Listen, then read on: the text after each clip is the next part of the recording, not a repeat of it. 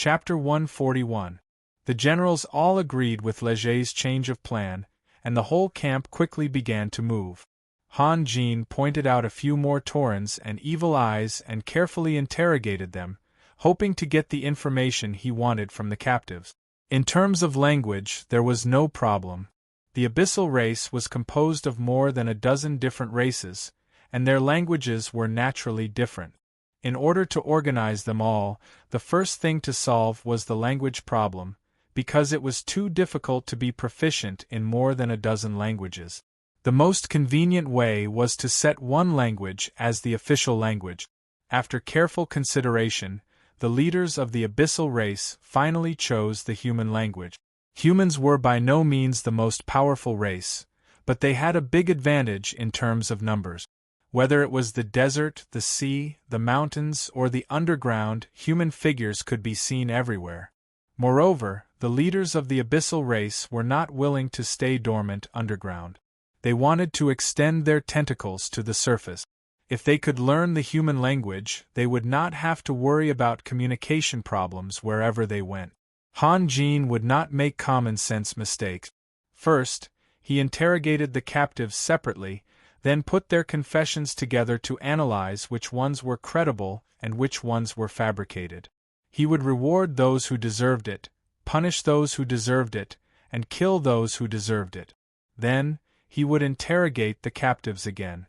Lying was not easy, because the things described in the lie did not exist. Therefore, it was often difficult for people to remember which lies they had told. After a period of time, if the same question was asked again, the answers would definitely be different.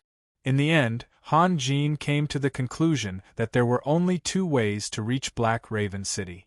The shortest way was through Rhine City, and it was a difficult journey. The other way was farther, and they had to go through a canyon that was more than 10 miles long. However, after the canyon, there was a flat plain. Han Jin preferred the second way. After discussing it with Leger and the generals, they all agreed with Han Jin's suggestion. At the same time, they sent out several cavalry squads. One of them rushed back to inform Lang Ning not to pass through the Titan Konjac flower area, and try to take a detour. The rest of the cavalry squads rushed to the canyon to investigate carefully. At dawn, the army had already set off. The whole army was divided into two parts. The auxiliary division, mainly made up of infantry, continued to advance towards Rhine City to confuse the enemy and create an illusion. The cavalry, mainly made up of cavalry, approached Black Raven City at the fastest speed. When the strategic encirclement was about to be completed, the auxiliary division would quickly close in on Black Raven City, and the two armies would attack the city together. Leger led the auxiliary division towards Rhine City, while Guevara was in charge of the cavalry. Although Guevara had lost his dragon and was too old, the significance of the title Dragon Knight was greater than anything else. The usually arrogant generals all expressed their absolute obedience to Guevara's orders. Perhaps it was because Riptide was moving too fast, or perhaps it was because Zagund was not there, and there was no one in Black Raven City who could take charge. They never thought that Riptide would bypass Rhine City and launch a sneak attack on their main city. The canyon, which was easy to defend but difficult to attack, was left unguarded. Even when Riptide's cavalry approached Black Raven City, there were still a large number of cavemen busying themselves in the wheat fields outside of the city. Although the ability of the commander of Black Raven City was not outstanding, he was very ruthless. When he saw Riptide's cavalry, he immediately closed the city gate and ignored the cavemen's cries and screams.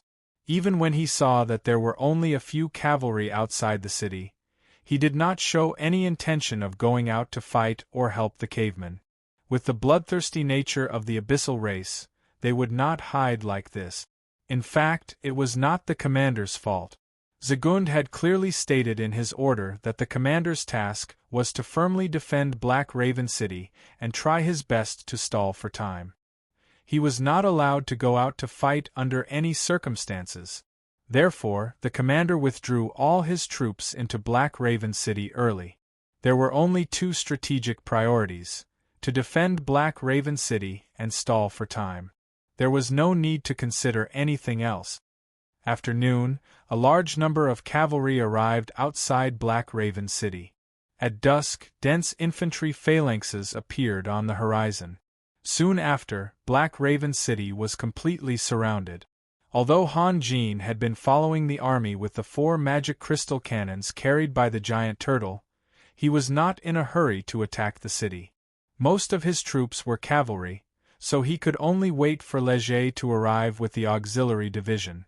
After waiting for 2 days before Leger arrived, Lang Ning had already arrived. Han Jin, Morrisons, and the others also went out to greet him. They were surprised to find that Lang Ning's temperament had changed greatly after only 7 or 8 days. He was full of melancholy. It should be noted that when Lang Ning was about to be hanged, he was still full of energy. After greeting the generals, Lang Ning was not in a hurry to rest. Instead, he followed Han Jin and the others out. Han Jin understood that Lang Ning had something to say, so he led Lang Ning to a more remote place. Seeing that there was no one around, he asked with concern, "What happened?" "I had a quarrel with the young marshal." Lang Ning smiled bitterly. "To be exact, it was not a quarrel. The young marshal scolded me, so I had to defend myself." "Why?" "It was because of those cavemen." Lang Ning sighed. "I had ordered that no one should tell anyone about it. I was going to explain it to the young marshal later, but some guys...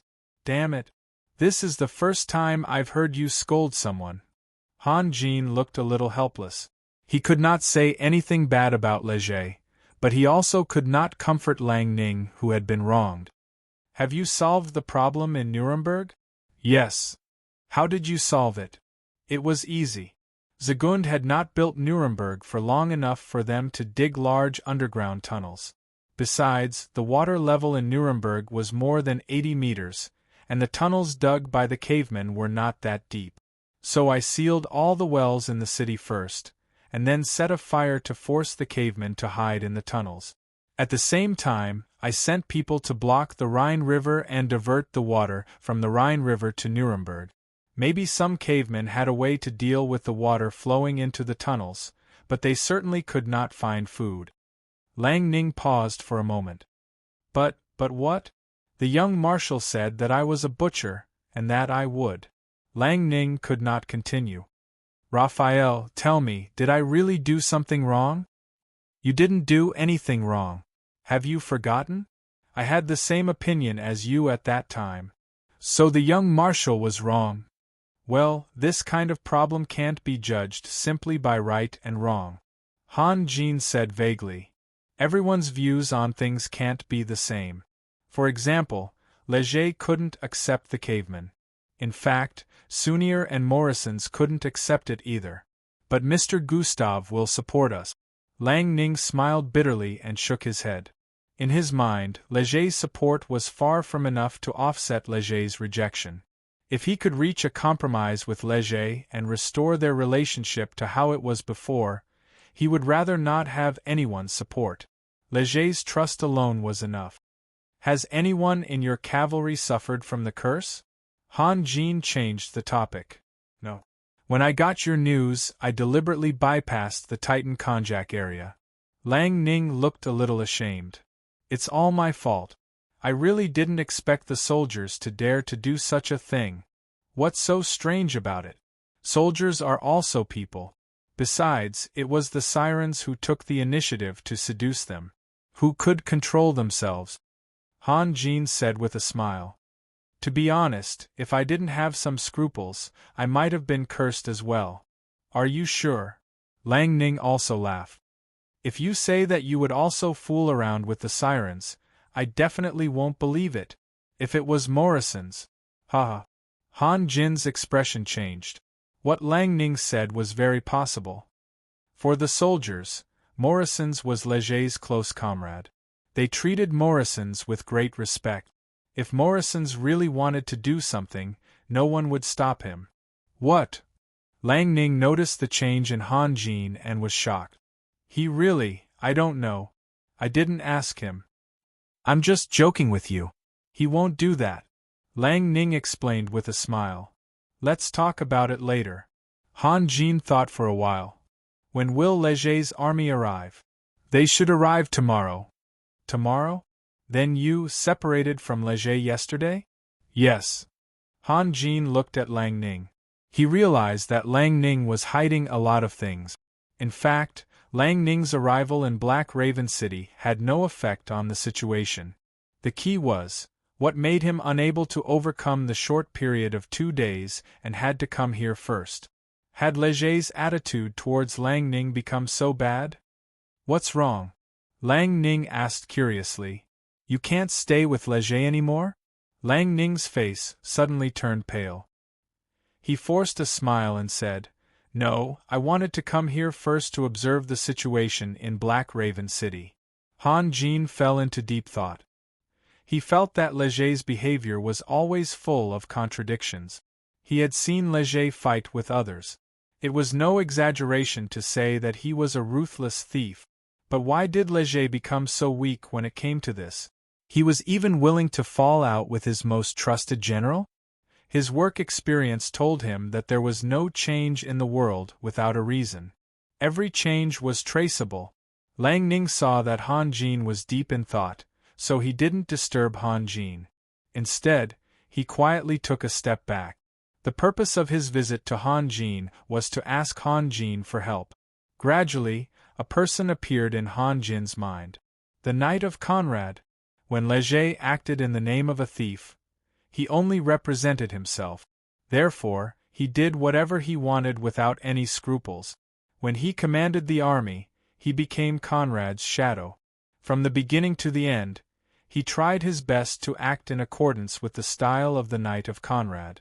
He didn't allow anything to affect the reputation of Riptide, which was also his father's reputation. He would never allow anyone to tarnish it. Han Jin understood many things. For example, why did Leger become so crazy when he saw his father's coffin being insulted? It was because Conrad was a knight who cherished his reputation more than his own life. His style had been branded in Leger's mind. Later, he refused to command the army with all kinds of excuses. Even if he did reluctantly accept it, he left most of the military affairs to Lang Ning and did almost nothing himself, because deep down in his heart, he did not want to live in his father's shadow. He wanted to be the real him. Chapter 142. Having figured this out, Han Jin had a plan in mind. He said to Lanning, Don't worry. I'll have a good talk with Leger. He just hasn't figured out his position yet. Now that things have come to this, showing mercy to the enemy is like digging your own grave. Although Lanning was still worried, he could only nod after hearing Han Jin's words. I hope Leger will listen to you. Otherwise, I really don't know what to do next. Looking at Lanning's worried face, Han Jin comforted him with a smile. It's a matter of life and death for everyone. Leger will understand your decision sooner or later. And no matter what, Sir and I will support you. How do you think we should fight this war? Han Jin felt that he could not let Lanning continue to be depressed like this, so he changed the topic to one that might interest Lanning. As expected, Lanning's spirit was lifted at the mention of war. Zagund is trying to wear us down with the curse. He is indeed a very vicious man. But on the other hand, it proves that he can't come back to help us. No matter how we fight this war, we will win. It's just a matter of time. Han Jin shook his head. What we lack is time. No one knows when the curse will break out. It could be tomorrow or a few hours later. So we have to get that purifying crystal as soon as possible. Lanning's eyebrows knitted tightly. If so, we can only attack by force. There will be a lot of casualties. No matter how big the casualties are, it's still better than thousands of people being cursed at the same time. Just look at the expressions of the soldiers. That night, when the crowd was in a frenzy, Han Jin realized that people's hearts could be used. So he specially arranged people to spread the news that many people in the army were cursed, and the only way to lift the curse was to conquer Black Raven City and get the purifying crystal. Just as Han Jin had expected, the soldiers turned pale with fright after hearing the news. Then, they became extremely enthusiastic about the upcoming battle. If not for the generals restraining them, a large portion of them would have already rushed to the city walls. Actually, if one thought about it from another perspective, it was not difficult to understand at all. They were carrying a curse that could break out at any time. This was certainly despairing, but the glimmer of hope that Han Jin gave them was like a spark that fell into boiling oil, completely igniting their enthusiasm for battle. Everyone was waiting anxiously for the bugle horn to signal the attack. At this moment, even Guevara, who had been on the battlefield for a long time, was surprised by the strength of this army. If this army could maintain this state, Guevara dared to say that he would be able to build the Riptide Regiment into a fearless army of steel in a short period of time. Assault? Ronning looked at Han Jin. Is there any other way? As soon as Leger arrives, we have to attack. If we wait any longer, the soldiers will probably go out of control. Han Jin looked at the army worriedly. At this moment, there was a slight commotion in the army, but it was quickly suppressed by the officers who led the army. In fact, the officers were also anxious. There was a deadly sword hanging over their heads, but they did not know when it would fall. This feeling was like a heavy boulder, suffocating everyone. If thousands of fully armed soldiers standing together could create a huge pressure on the opposite side, then what about thousands of eyes that could devour people? The commander of Black Raven City, Cheryl, had just poked his head out of the city wall when he felt as if he had bumped into a huge invisible wall. His heart trembled, and at the same time, he felt a chilly wind blowing at the back of his head. Damn it! What kind of people were they? Why do they look so much more bloody than the Minotaurs? Cheryl muttered in his heart, but he did not want to face so many murderous eyes, so he quickly retracted his head. If eyes could kill, Cheryl would have been riddled with holes long ago. The sun gradually disappeared from the ground, and a bright moon rose in the opposite direction. It was reasonable to say that this kind of weather with high visibility was good for defense, but the soldiers of Black Raven City felt extremely depressed. The reason was simple. The army on the opposite side had been standing still since dusk. This kind of silence was even more shocking than the clamor of a normal siege. At noon the next day, Leger finally arrived at Black Raven City with his army. Seeing the arrival of the main force, all the officers were relieved. Han Jin and the others went out to greet Leger. The first thing Leger said when he jumped down from his horse was, "What's the situation like?" However, he did not look at Ronning, who was standing not far away. Han Jin looked at Ronning, who was standing still, and could not help but sigh in his heart. But at this time, he could not say anything. Everything could only wait until Black Raven City was conquered. Although the soldiers behind Leger had just traveled a long way, and there was a trace of fatigue on their faces, their morale was not low at all. The low-ranking soldiers asked the leading officers one after another. Everyone's words had only one meaning, that is, when will the siege begin? When will the siege begin? Leger asked Han Jin. This was also the question he wanted to ask. Now, Han Jin narrowed his eyes and looked at Black Raven City, which was close at hand. After conquering this city, he would be involved in the whirlpool of war on the continent. Now? Leger's travel-worn face showed a trace of surprise. Don't you want to let the soldiers rest first? There's no time. The sooner we conquer Black Raven City, the less danger everyone will be in. Although Han Jin did not know much about military affairs, he understood the principle that tired soldiers should not be used. However, there was no better way at the moment. Fortunately, the soldiers' morale was high, which made up for the lack of rest. The surrounding generals also showed a look of approval.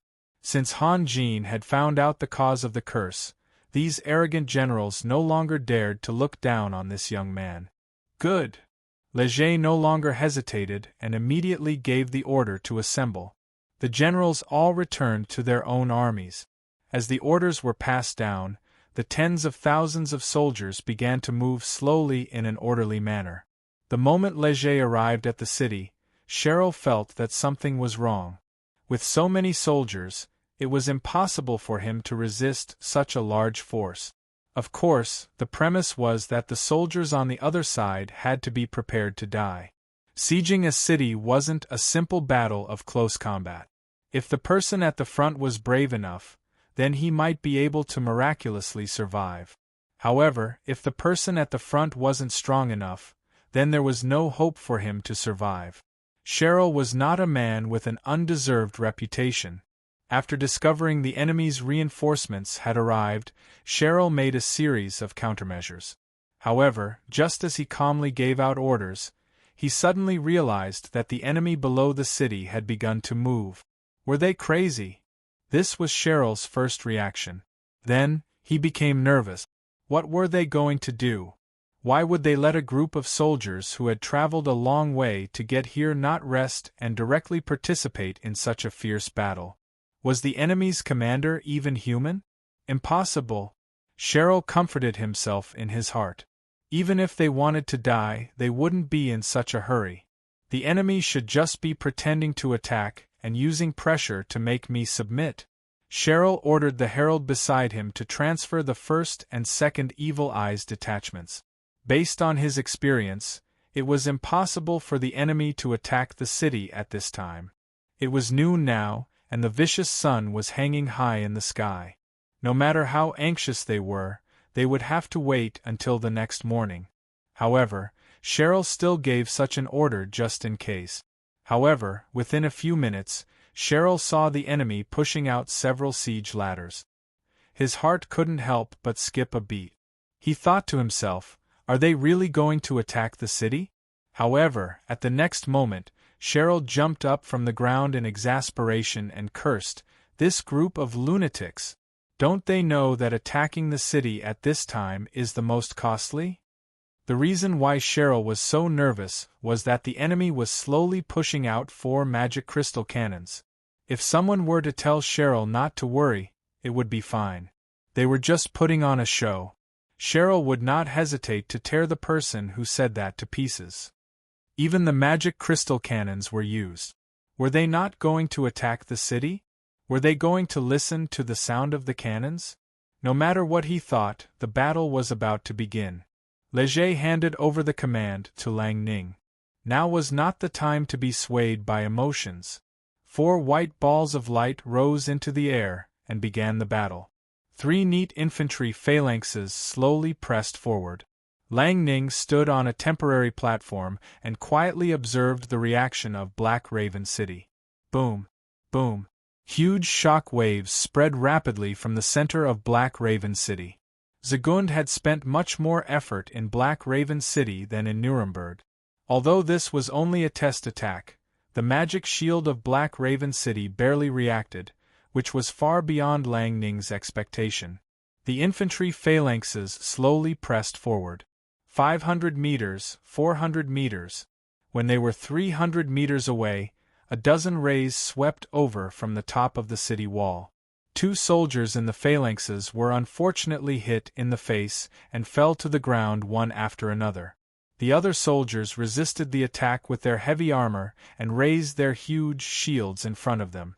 Lang Ning's eyes lit up. The Evil Eyes had launched an attack without waiting for his order. This proved many things.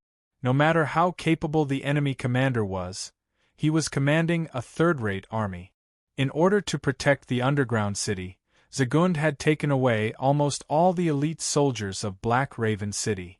At the same time, Cheryl on the top of Black Raven City flew into a rage. He waved his whip and whipped the Evil Eyes around him. In fact, he knew that the hot sun was not only harmful to the enemy, but also to himself. The Abyssal race hated the hot summer sun the most. Chapter 143. The 4 magic crystal cannons kept roaring. In contrast, Black Raven City looked very calm, which was decided by the style of its owner. Zagund believed that the best defense was offense. His old rival, Dismark, was good at consuming the enemy's strength through defense.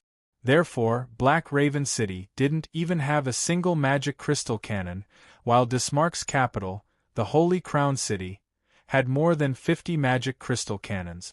If they were to attack the Holy Crown City, the 4 magic crystal cannons would be nothing at all.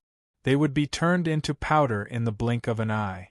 Black Raven City was much more passive. It could only bear the attacks silently and was powerless to fight back. When the infantry phalanx was 200 meters away, the evil eyes on the city wall finally launched a volley. The sporadic light beams didn't have much power, but when hundreds of thousands of light beams gathered together, the strange red light became particularly dazzling, even brighter than the sun. Under the cover of the light beams, the huge shields in the hands of the soldiers began to melt at a speed that was visible to the naked eye. Then, the light beams penetrated the shields and hit the soldiers, melting their bodies one by one. With only one volley, Riptide had lost hundreds of soldiers. However, the phalanx of soldiers was still moving forward slowly, with an amazing momentum. They were like a huge fierce beast, trying to fight the enemy at all costs. The second volley of the evil eyes fell on another infantry phalanx, and also took hundreds of lives. Unfortunately, Riptide's morale had been completely stirred up. Moreover, many of the soldiers in the vanguard were cursed. This kind of blow stimulated their thirst for blood. Killing the enemy should be a very pleasant thing, but every time Cheryl ordered a volley, he would feel a chill in his heart. The evil eye's attack power was much stronger than that of ordinary archers. However, if they wanted to kill the soldiers hiding behind the huge shields, they had to work hard to maintain their light beams. It took time for the light beams to melt the huge shields, melt the iron armors, and kill a large number of soldiers. Although it was only a few seconds, the evil eyes would lose a part of their strength, just like an ordinary archer shooting a dozen arrows in a row. However, Cheryl had no other choice. Quantity could make up for the lack of quality. The outside of the city was densely packed with enemies, but he could only mobilize a small number of troops. Moreover, the quality of his troops might not be as good as the enemy's. If the enemy approached the city, the consequences would be unimaginable. Waves of magic waves came from Riptide. The magicians began to cast magic shields for the soldiers in the front. However, there were too few of them, only a dozen magicians, and the highest rank among them was only a 5th-grade warlock. The magic shields they could only resist the light beams. And then, they collapsed. Under the scanning of the death beams, the 3 infantry phalanxes were still able to advance 100 meters forward. At this time, they could already see the strangely shaped evil eyes on the city wall. However, their speed suddenly slowed down, and they were no longer passive. When the light beams fell on the phalanxes, the soldiers would try their best to avoid them. When the light beams disappeared, they would quickly close up again. Their movements were not chaotic at all. It was obvious that they had undergone some kind of training. Dozens of large fireballs flew down from the city wall and landed in the phalanxes. This was different from the death beams of the evil eyes. This was a test of the individual strength of the soldiers. Some of them were hit by the fireballs on the spot, while others were able to block the fireballs with their shield. Lang Ning sneered on the high platform. If the enemy's commander wasn't an idiot, then it could only mean one thing. The enemy's defense was already stretched to the limit. The infantry phalanxes continued to move forward, but the evil eye's volley was getting faster and faster. One by one, the soldiers melted in the light beams, and the death rate rose sharply. When the infantry phalanxes were less than 50 meters away from the city wall, the evil eyes had already reached a frenzied state. The red light beams never disappeared and followed the footsteps of the soldiers all the time. Riptide blew the horn, and the 3 heavily damaged infantry phalanxes suddenly began to retreat. Regardless of whether they were advancing or retreating, their movements were orderly. The evil eyes on the city wall were still shooting light beams, as if they were sending the enemy off. However, to Lang Ning, this kind of performance was somewhat cowardly. The 2 infantry brigades that had arrived from the rear cut in from the flank and continued to press forward. The huge shields in their hands looked a little strange. Not only were they several times larger than the ordinary infantry shields, but they were also covered with a piece of black cloth. Nobody knew what it was for. Cheryl of Black Raven City vaguely understood the enemy's commander's intention. He wanted to use continuous attacks to wear down his defense and find an opportunity to launch an all-out attack. But understanding was one thing, and he had no other choice. In fact, tactics were very simple and could be understood by anyone. The key was to choose the right tactic at the right time. What he could do now was to deter the enemy by attacking at all costs and make them give up on this idea. When the two infantry phalanxes were only 200 meters away, Cheryl ordered all the evil eyes to launch a volley. A shocking scene occurred. When the light beams fell on the infantry phalanxes, the huge black cloth instantly turned into ashes, revealing countless huge shields that were as smooth as mirrors. In fact, those shields were mirrors. When Lang Ning decided to attack Black Raven City, he had already realized that he would have to fight the evil eyes and the devil snakes sooner or later. If he didn't make some preparations in secret, he wouldn't be Lang Ning. The volley of thousands of evil eyes was all reflected back. Coincidentally, 4 magic cannonballs fell on the defensive magic formation at the same time. The light shield formed by the formation suddenly trembled violently. No matter how strong a magic formation was, it had its limit. Otherwise, as long as a magic formation was built, it would be invincible. Stop! Stop! Cheryl screamed. In the battle just now, the evil eyes had already developed a habit of continuously shooting rays. Coupled with the roar of the magic cannonballs covering Cheryl's screams, they still continued to attack with all their might. Idiots! Cheryl had to raise his whip again. Fortunately, the magic crystal cannons on the other side had just run out of magic crystals and couldn't shoot continuously. Otherwise, the magic formation would be in great danger. The soldiers holding the mirror shields were not afraid of the death rays at all. They pressed forward as if there was no one else around. Lang Ning had sent this army in advance because he had already seen that there was no devil snakes in Black Raven City. In this case, he could put pressure on the enemy without any worries. Waves of magic waves came from the city wall. Spells poured down one after another. There were fireballs, lightning, wind blades, and icicles. In fact, these spells were not terrible. What was terrible was the sudden appearance of swamps and quicksand. The heavily armored soldiers were often submerged in the blink of an eye. However, the range of these spells was limited. The two infantry formations were not in a hurry to attack the city. They just slowly approached from the outside. There were also a few high-grade professionals hidden among the soldiers. From time to time, figures leaped into the air and released gorgeous fighting skills to intercept the spells pouring down. Today was the worst day of Cheryl's life. From noon to dusk, his heart was in his throat. The enemy had taken turns to attack, and he didn't dare to relax for a moment. He couldn't remember how many times he had forced the enemy to retreat. The reason why he said he had forced them to retreat was because he knew that the enemy was only feinting. However, if his counterattack was not sharp enough to pose a threat to the enemy, the feint would immediately become a real attack. No matter how capable he was, as a general who had followed Zagund for many years, he had too many reasons to judge that today was the day of the final battle. However, he couldn't understand why, nor could he find a way to deal with it.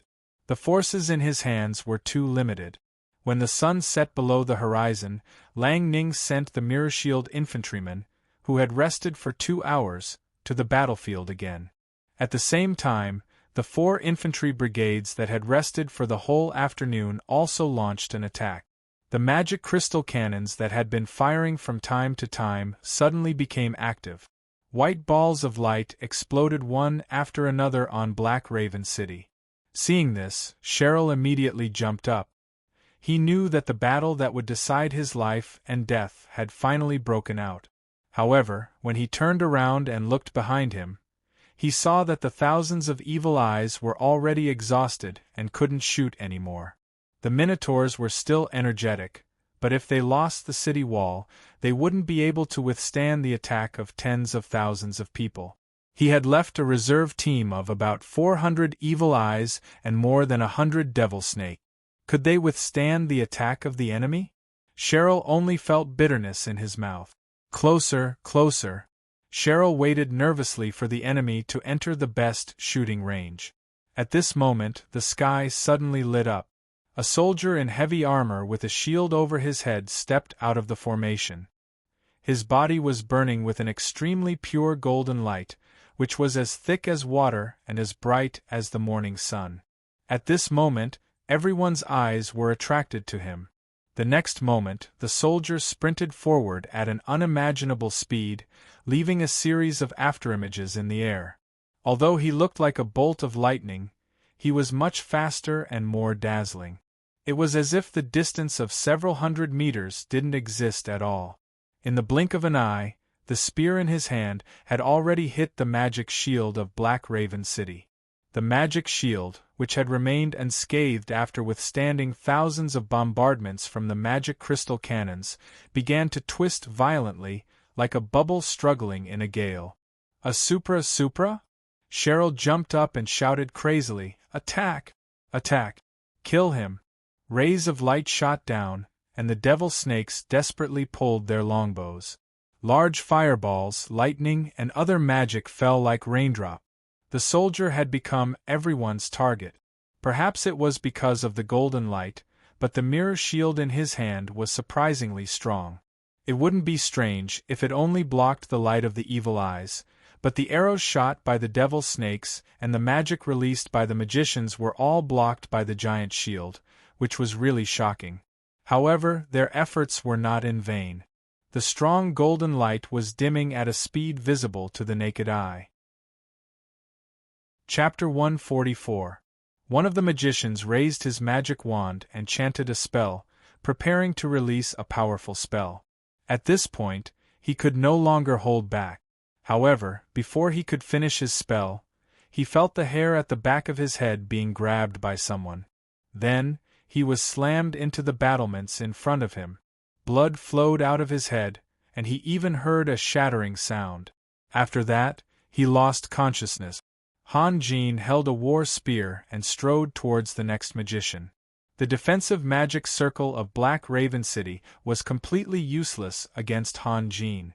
Everyone's attention was attracted by Guevara. The news that there was a super-grade master among the enemy was enough to cause such a huge shock that no one paid attention to the rear. A magician stood on the battlements and stared at the city below. A large fireball was gradually forming in his hand, but at this moment, Han Jin walked up behind him and gave him a gentle push. The magician screamed and fell down from the battlements. The other two magicians had already noticed the abnormality around them. They turned around to look at Han Jin. Unfortunately, Han Jin was too close to them.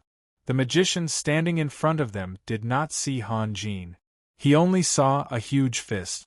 In a burst of blood, the magician's head and his companion's head collided with each other. The two of them fell to the ground respectively. Han Jin's strength had reached an unimaginable level after he had cast the spirit possession spell. Moreover, the magician's physique was also weaker. With just one collision, a large part of their heads had caved in. The other magician also saw Han Jin. However, after fighting for an entire afternoon, he no longer had the ability to instantaneously cast any spells.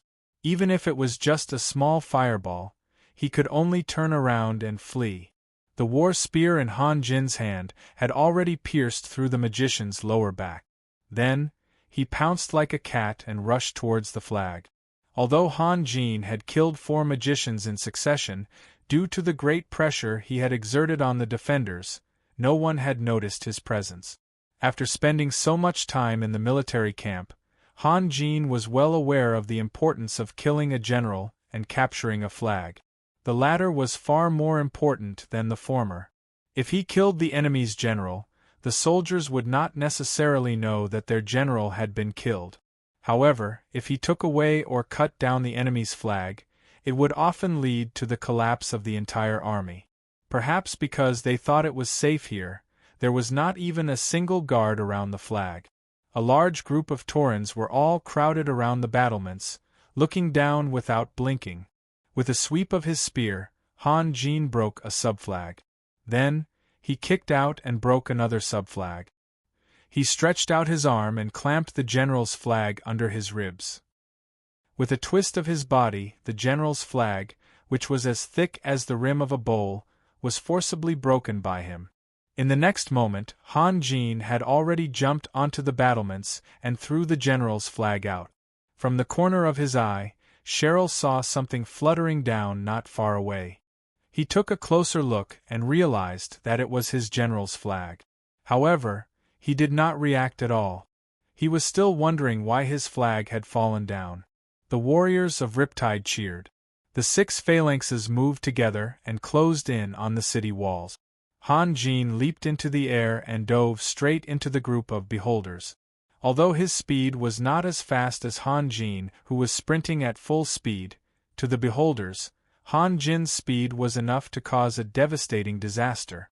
The group of beholders felt a shadow above their head. A person had already flown in. Han Jin swung his spear like he was swinging an iron rod.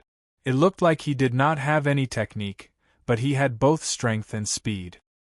He swung his spear with one hand and the range of his attack was large enough. With just a casual swing, 5 or 6 beholders were sent flying like spinning top. Green liquid sprayed all over the sky. Enemy! Kill him! The beholders were immediately thrown into chaos. A few beholders who were shooting light at the battlements were squeezed out and fell down screaming. Some of the beholders hurriedly launched attacks, but they were unable to hit Han Jin, who was constantly jumping around at close range. Instead, they hurt their own people. The situation was getting more and more chaotic. Compared to the time when he faced off against the Bloody Knight Gerald, Han Jin's energy had increased by a lot. Moreover, the effects of the 3 Taoist techniques were not as simple as 1 + 1 + 1. The spear in Han Jin's hand had already turned into a series of phantoms, emitting a shrill sound that made people's hearts tremble. It could be said that there was no way for him to fight back. At least, those beholders could not resist at all. The Tauren warriors rushed over with their giant axes, but Han Jin's figure moved from east to west, from south to north. Every time he jumped, he would rush into the group of beholders, making the warriors hesitate to attack. In fact, with Han Jin's current strength, the beholders could turn him into ashes with a single attack. The problem was that they did not have the chance to attack at all. However, the city wall was only so wide. Finally, a burly Tauren warrior approached Han Jin. In the midst of his angry roar, he waved his long-handled battle axe and chopped at the back of Han Jin's head. Han Jin was killing happily when he suddenly felt a sharp wind coming from the back of his head. He spun his body, dodged the Tauren's giant axe, and smashed down with his spear. Han Jin's movements were too fast. If one could stop his movements, one could clearly see that the spear in his hand had already turned into a crescent shape. That was because he had already finished his movements, but the spear was a beat slower due to air resistance. Seeing that Han Jin's attack was extremely fierce, the Tauren's expression changed. He hurriedly crossed his giant axe to block Han Jin's spear. An unexpected scene occurred. Han Jin's spear was just an ordinary one, but the Tauren's weapon was a steel battle axe. With a loud bang, the steel battle axe remained in its original shape, but the spear in Han Jin's hand had been bent at a right angle. The Tauren's eyes suddenly bulged. The bent spear tip was whipping his back. In such a short time, he could not react at all. Although the Tauren's body was relatively tough, the force of the swing of the spear was too great. It was deeply embedded in his body. Han Jin's figure moved forward. He threw away the spear's handle and punched the Tauren's chest. Although he knew that the Tauren's lips were its weak point, he still felt disgusted when his hand was stained with something sticky last time. So this time, he changed to another part. With a bang, Han Jin's fist was deeply embedded in the Tauren's chest. He took a step forward and caught the falling axe. He flew up and kicked the Tauren's lower abdomen. The Tauren was sent flying, crashing into a devil snake monster with a longbow drawn. However, the devil snake monster's reaction was very fast. He quickly bent down and dodged the Tauren. Immediately afterwards, the devil snake monster discovered something strange. He had only lowered his body, but his head was uncontrollably smashing into the ground. Then, he felt the world spinning around him. Out of the corner of his eye, he seemed to see a headless corpse, and the last thing he saw was a foot stepping on him. Holding the 100-gene steel axe in his hand, Han Jin's killing intent became even more vigorous. To be honest, the spear was not very convenient. It was too light.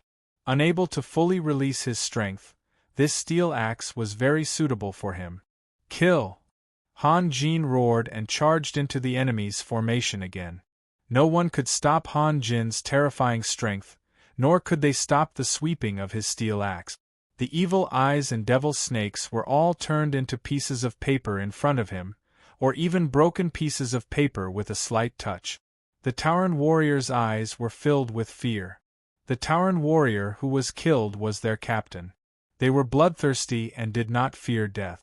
The key point was that their captain died too quickly. Lang Ning and some of the generals saw the battle scene inside the city through their clairvoyance eyes. Even the calm Lang Ning felt his blood boil. Not to mention Han Jin's strength, just his courage alone to charge into the enemy's ranks was enough to make people admire him. Shoot! Not far away, an angry roar was heard. Unknowingly, the devil eyes had been split into two groups. One group of devil eyes raised their antennae and released red rays along with the order. Their target was of course Han Jin.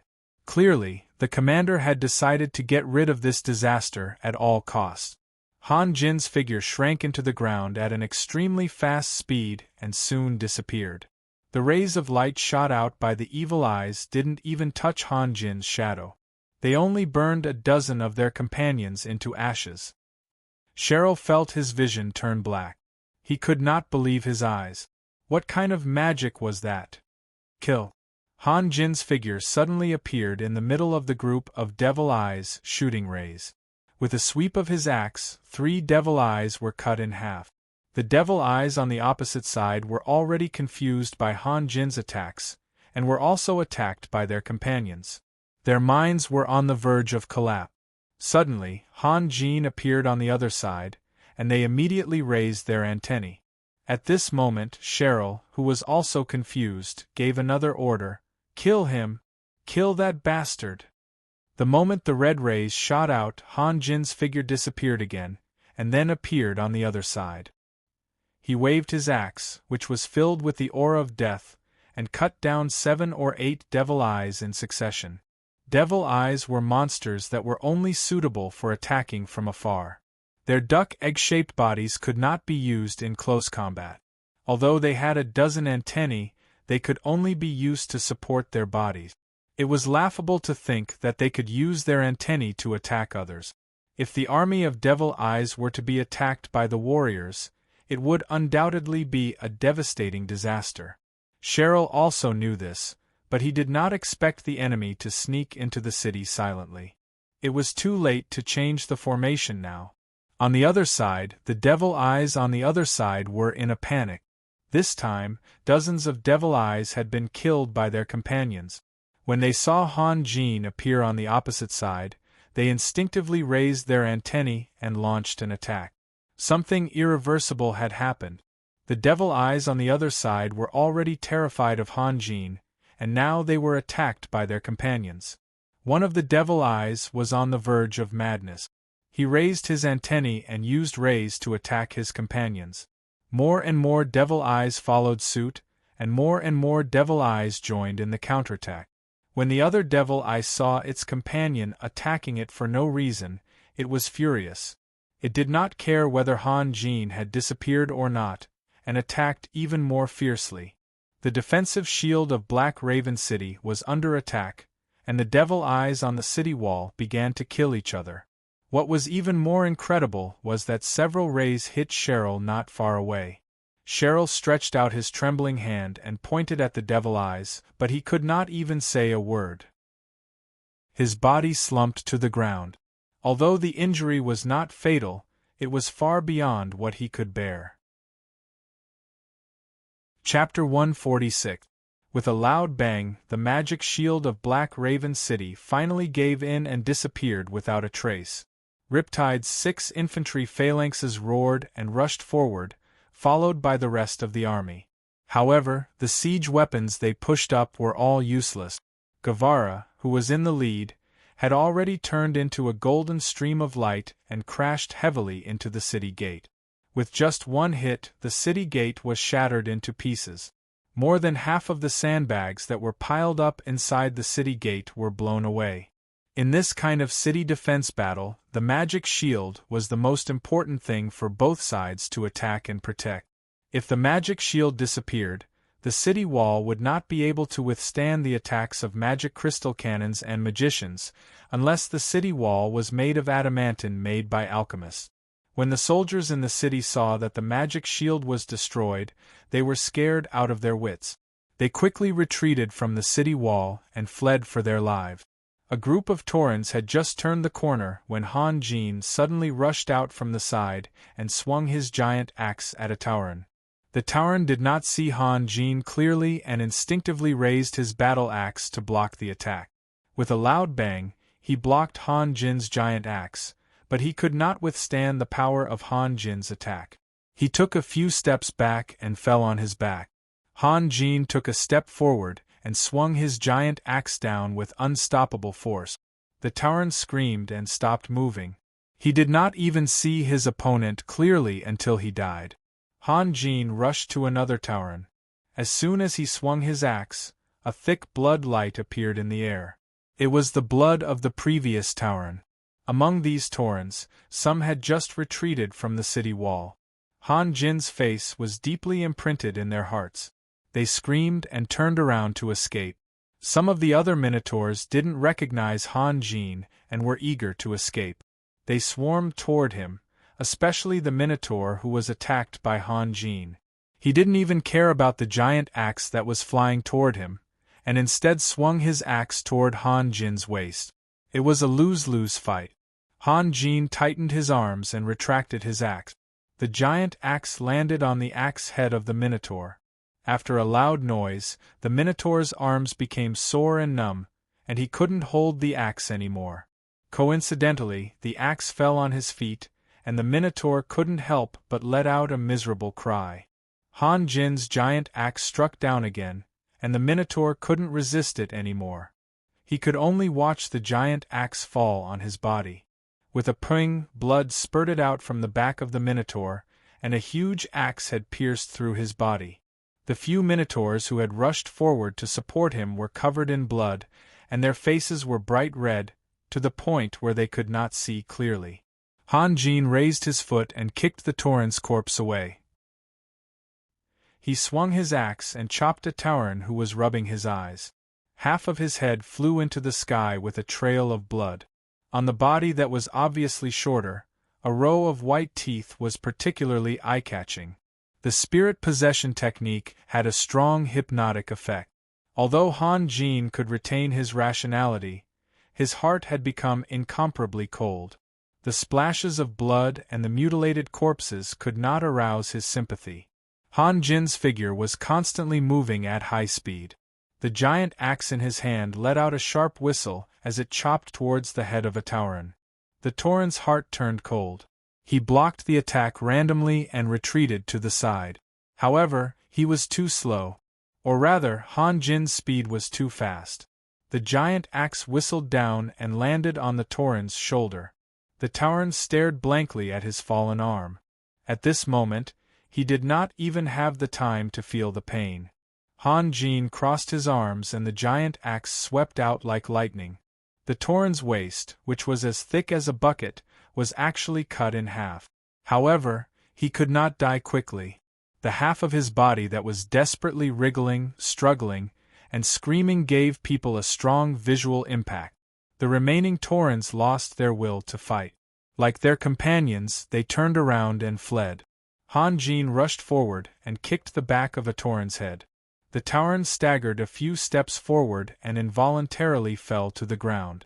When the Tauren was struggling to get up, a cold voice sounded above him. "Tell me, where is the altar? I won't kill you." Go that way." The Minotaur hurriedly pointed. "There's a statue over there. Then, go to the right and you'll see a square.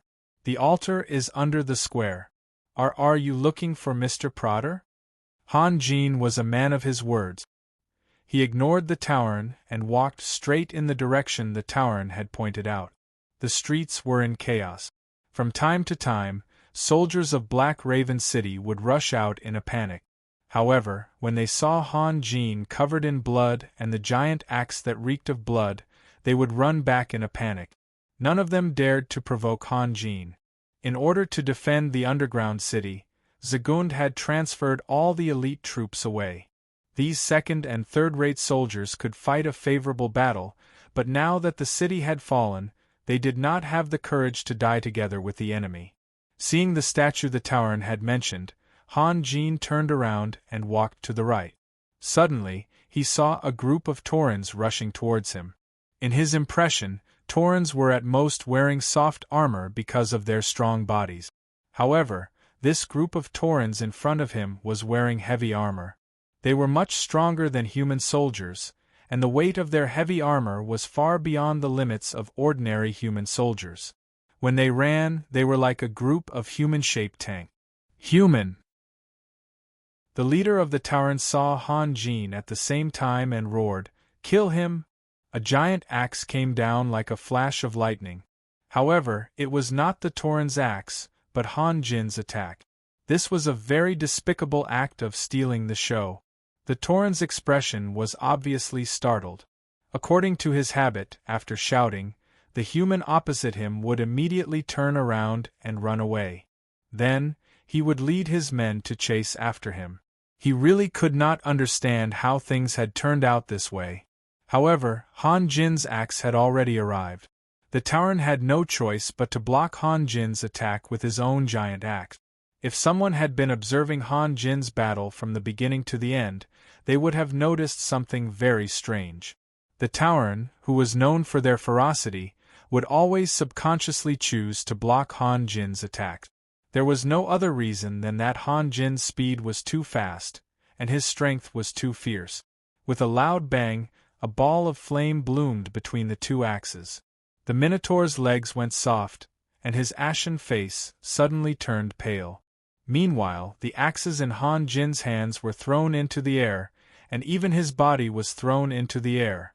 In the end, Han Jin had to somersault a few times in the air before he was able to get rid of the force of the axes and land on the ground. The scene was a bit strange. The originally ashen face had now become white face, and the originally pretty face had now become green with a hint of red. Han Jin coughed and suppressed the roiling blood in his chest as he looked coldly at the Tauren. "Good!" the Tauren shouted again. Han Jin had always believed in being a man of action. Moreover, the enemy had already made a request, so there was no reason to refuse. He had been too careless just now. After breaking into the city, almost none of the Tauren warriors he had encountered could stop him. He thought that all the Taurens were just SOSO, but who would have thought that he would meet a strong opponent here? However, the Tauren on the other side didn't seem to be having a good time either. In this kind of head-on collision without any fancy moves, the defensive side naturally suffered a loss. Han Jin's body floated in the air like a wisp of smoke, and the giant axe in his hand carried the force of 1,000 caddies as it chopped down. The Tauren raised his giant axe again, and with a boom, the Tauren's body trembled.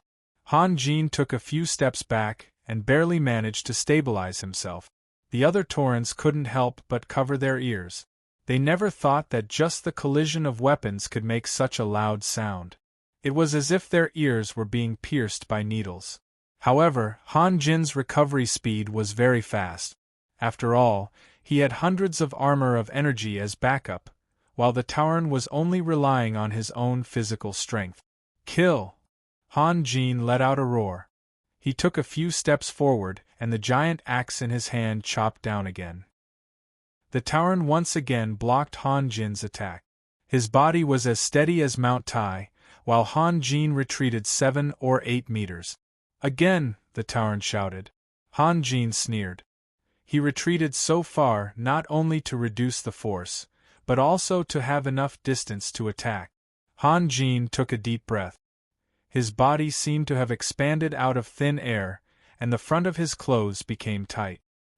His eyes narrowed slightly, and 2 beams of cold light shot out from his half-opened eyes. The mind of a Taoist who was affected by the spirit possession technique would become incomparably strong.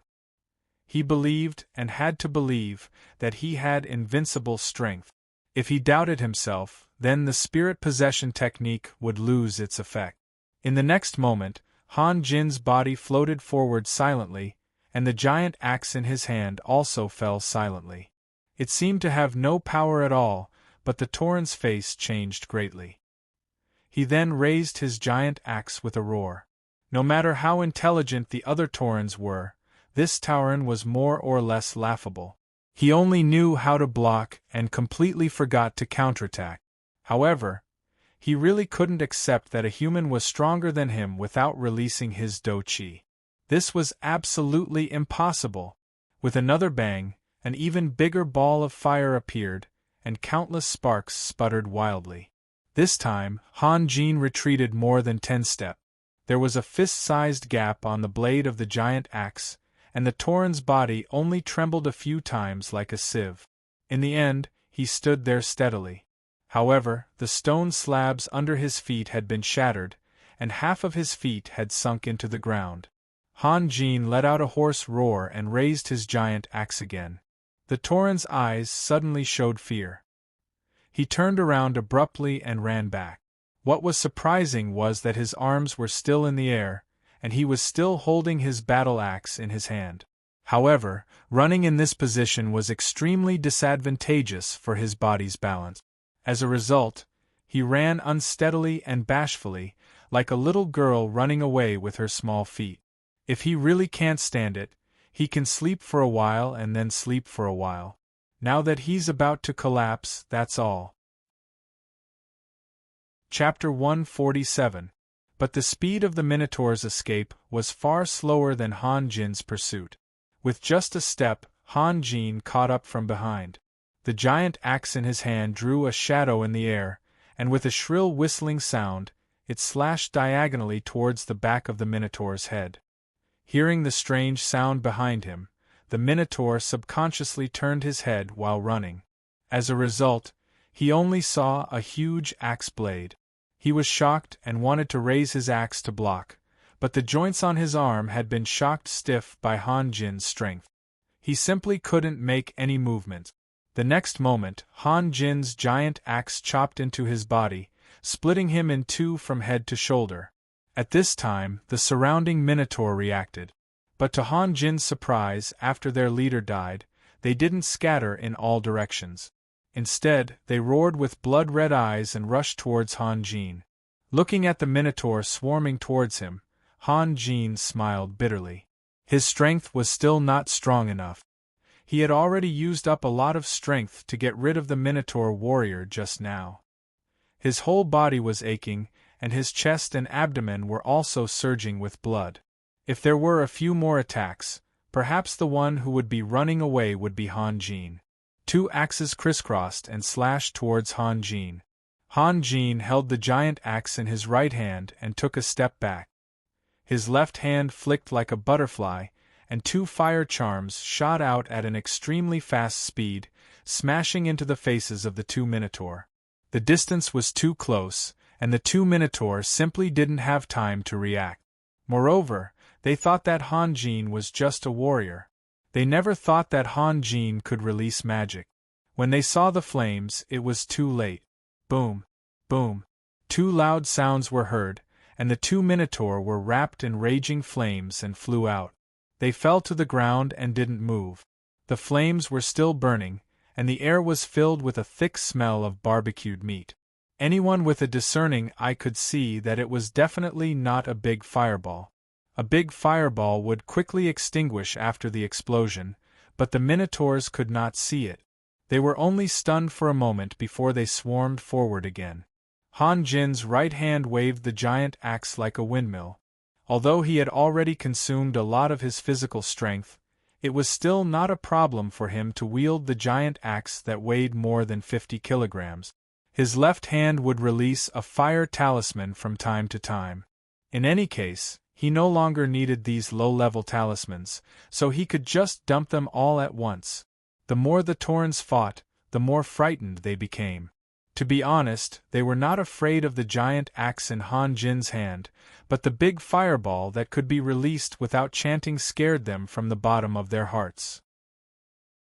If it was an ordinary magician releasing an attack, at least they would have some time to react, but Han Jin was releasing magic in close combat. That terrifying hand was swaying in front of their eyes. If he took one more step, he would be able to slap them in the face. At such a short distance, even if they knew that the opponent was about to release magic, they would not be able to dodge or block. Han Jin seemed to be very calm. He fought and retreated at the same time. When he had retreated more than 20 meters, there were more than a dozen Minotaurs' bodies on the street. The Minotaurs' attacks were getting more and more scattered and disheartened. At this moment, a golden stream of light flew over from afar, followed by a powerful pressure that made one's heart palpitate. The remaining Minotaurs were stunned for a moment before they screamed and turned to flee with all their might. Guevara had already taken off his helmet and stood there calmly. He looked at Han Jin from head to toe and asked with a smile of appreciation, "You're not hurt?" Han Jin smiled. "When it comes to escaping, there are not many people who can beat me." Neither of them cared about the fleeing Minotaurs, as if nothing had happened. They were just a group of small fries. Guevara also smiled. "Little guy, you have great potential. I didn't expect you to be able to disrupt their battle line." "Ahem." Han Jin coughed dryly. "Oh, it's Mr. Raphael." Han Jin didn't know what to do with Guevara. There was no way he could defeat him, and Guevara was an elder, so he couldn't be impolite. He looked in the direction where Guevara had come from and saw soldiers of the Riptide Regiment everywhere. They were chasing after the defeated soldiers of Black Raven City. Then, he saw Ronning rushing towards them from afar. Only then did he remember that he had been so engrossed in the battle with the Minotaur that he had almost forgotten about the purifying crystal. There shouldn't be any problems here. "Would you like to come with me to find Prater, or?" Han Jin asked. "What? Don't you have confidence in facing a dark magician?" Guevara seemed to be in a good mood. He even joked with Han Jin. Han Jin shrugged. "Of course not. But if Mr. Guevara does it, I can guarantee that nothing will go wrong. It will also save us some time." Hearing Han Jin's words, Guevara, who knew that time was running out, stopped smiling and nodded. Han Jin led Guevara to the direction pointed out by the Minotaurs.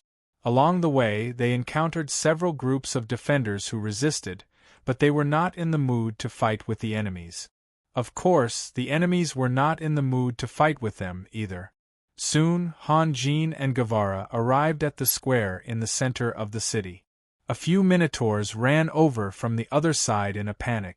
When they saw Han Jin and Guevara, they ran in the opposite direction in a panic. Han Jin caught up with one of the Minotaurs and kicked him to the ground. He then bent down and asked softly, "Where is the altar?" It's under the square." It seemed that the Minotaurs were scared out of their wit. After being caught by Han Jin, they lay there trembling and did not have any intention to resist. "Where is the entrance?" "It's in the palace over there." The Minotaurs pointed at a palace not far away. Han Jin looked at the palace. It was at least 1,000 square meters. He frowned and asked, "Do you know the exact location? If you know, bring us there quickly if you still want to live." The Minotaurs trembled even more violently.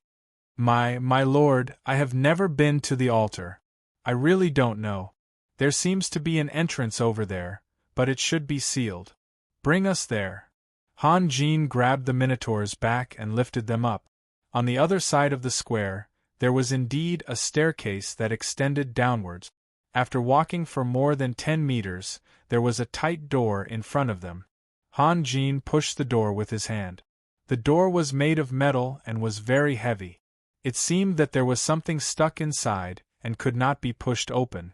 Guevara did not say a word. He straightened the war spear in his hand and thrust it forward. An extremely pure golden light suddenly shone brightly. It was so bright that people could not open their eyes. Then, there was an earth-shattering bang. Smoke and dust flew everywhere, and the ground shook violently.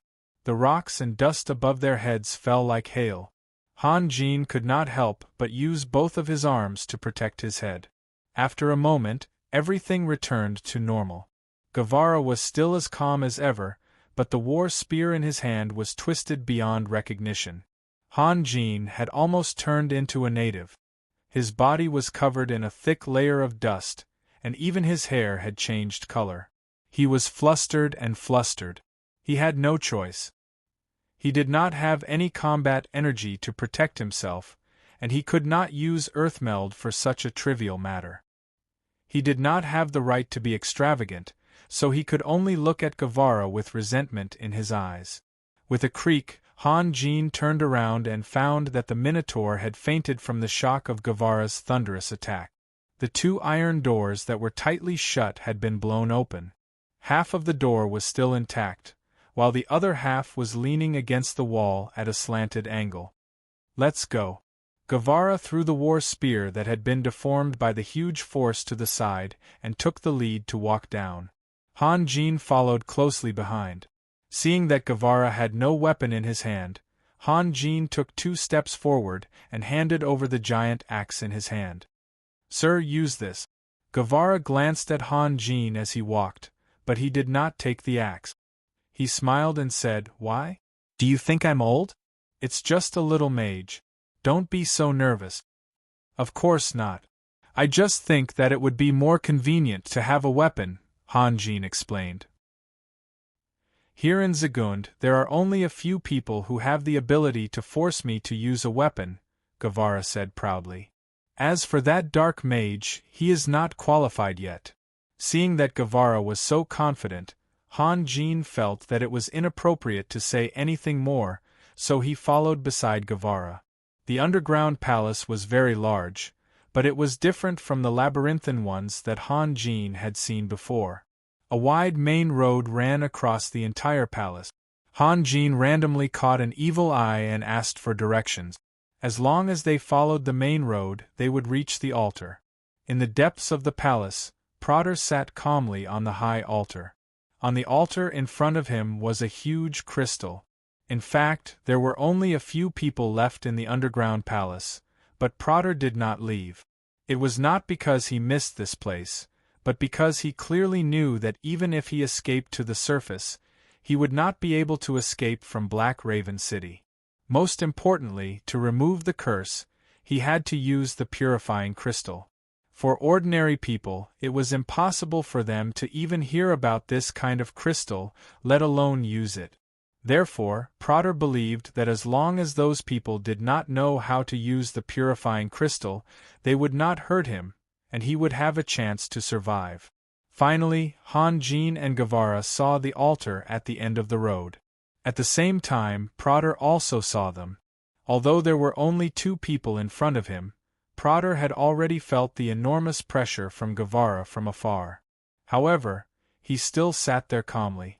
The more powerful the people who came, the more serious they were about the curse, and the greater his chance of survival. The distance between them was getting closer and closer. Suddenly, as if he had seen something horrible, Prater's eyes widened and he stood up from his seat. "You!" Prater's hand trembled as he pointed to the front. He could not even complete his sentence. "It's you," Guevara said indifferently. Guevara said faintly. However, the coldness in his eyes revealed his current state of mind. "Sir, do you know him?" Han Jin asked in surprise. "Haha, of course I know him. During the years in Nuremberg, he took good care of me." Guevara's gloomy laughter echoed in the empty hall. His voice was filled with bone-deep hatred. You, how can you still be alive? Prater's expression was as if he had seen a ghost. Do you think I'm dead? Then I'm sorry to disappoint you. Guevara looked at Prater mockingly. Prater's finger that was pointing at Guevara was still trembling, but unlike before, his lips were trembling as well. He looked extremely nervous. As he spoke, Guevara's footsteps did not stop as he slowly walked towards the altar. When he was about 20 meters away from the altar, Guevara's body suddenly emitted a golden light. His whole body drew a series of afterimages in the air and rushed toward the altar at lightning speed. At the same time, a magic wand suddenly appeared in Prater's trembling hand. It was gray and mottled all over. It looked like it had been there for a long time. A huge black sphere suddenly appeared at the top of the magic wand and rushed toward Guevara. Then, Prater's feet moved, and a fence made of steel pillars as thick as an arm fell from the sky between him and Guevara, dividing the hall into two parts. Devour? Guevara was shocked and quickly dodged the black sphere. The black sphere brushed past Guevara's body and hit the ground. Very quickly, the hard ground melted as if it had encountered a piece of ice. A large hole was quickly formed on the ground. Guevara's expression became serious. How could Prater cast such a high-level spell instantly? But Guevara soon realized that Prater had pretended to be terrified and his lips were trembling. In fact, he was just trying to cover up the fact that he was reciting the spell silently. Ha ha! Prater laughed, but his laughter was filled with desolation. He had intended to use the removal of the curse as a bargaining chip to negotiate with Guevara.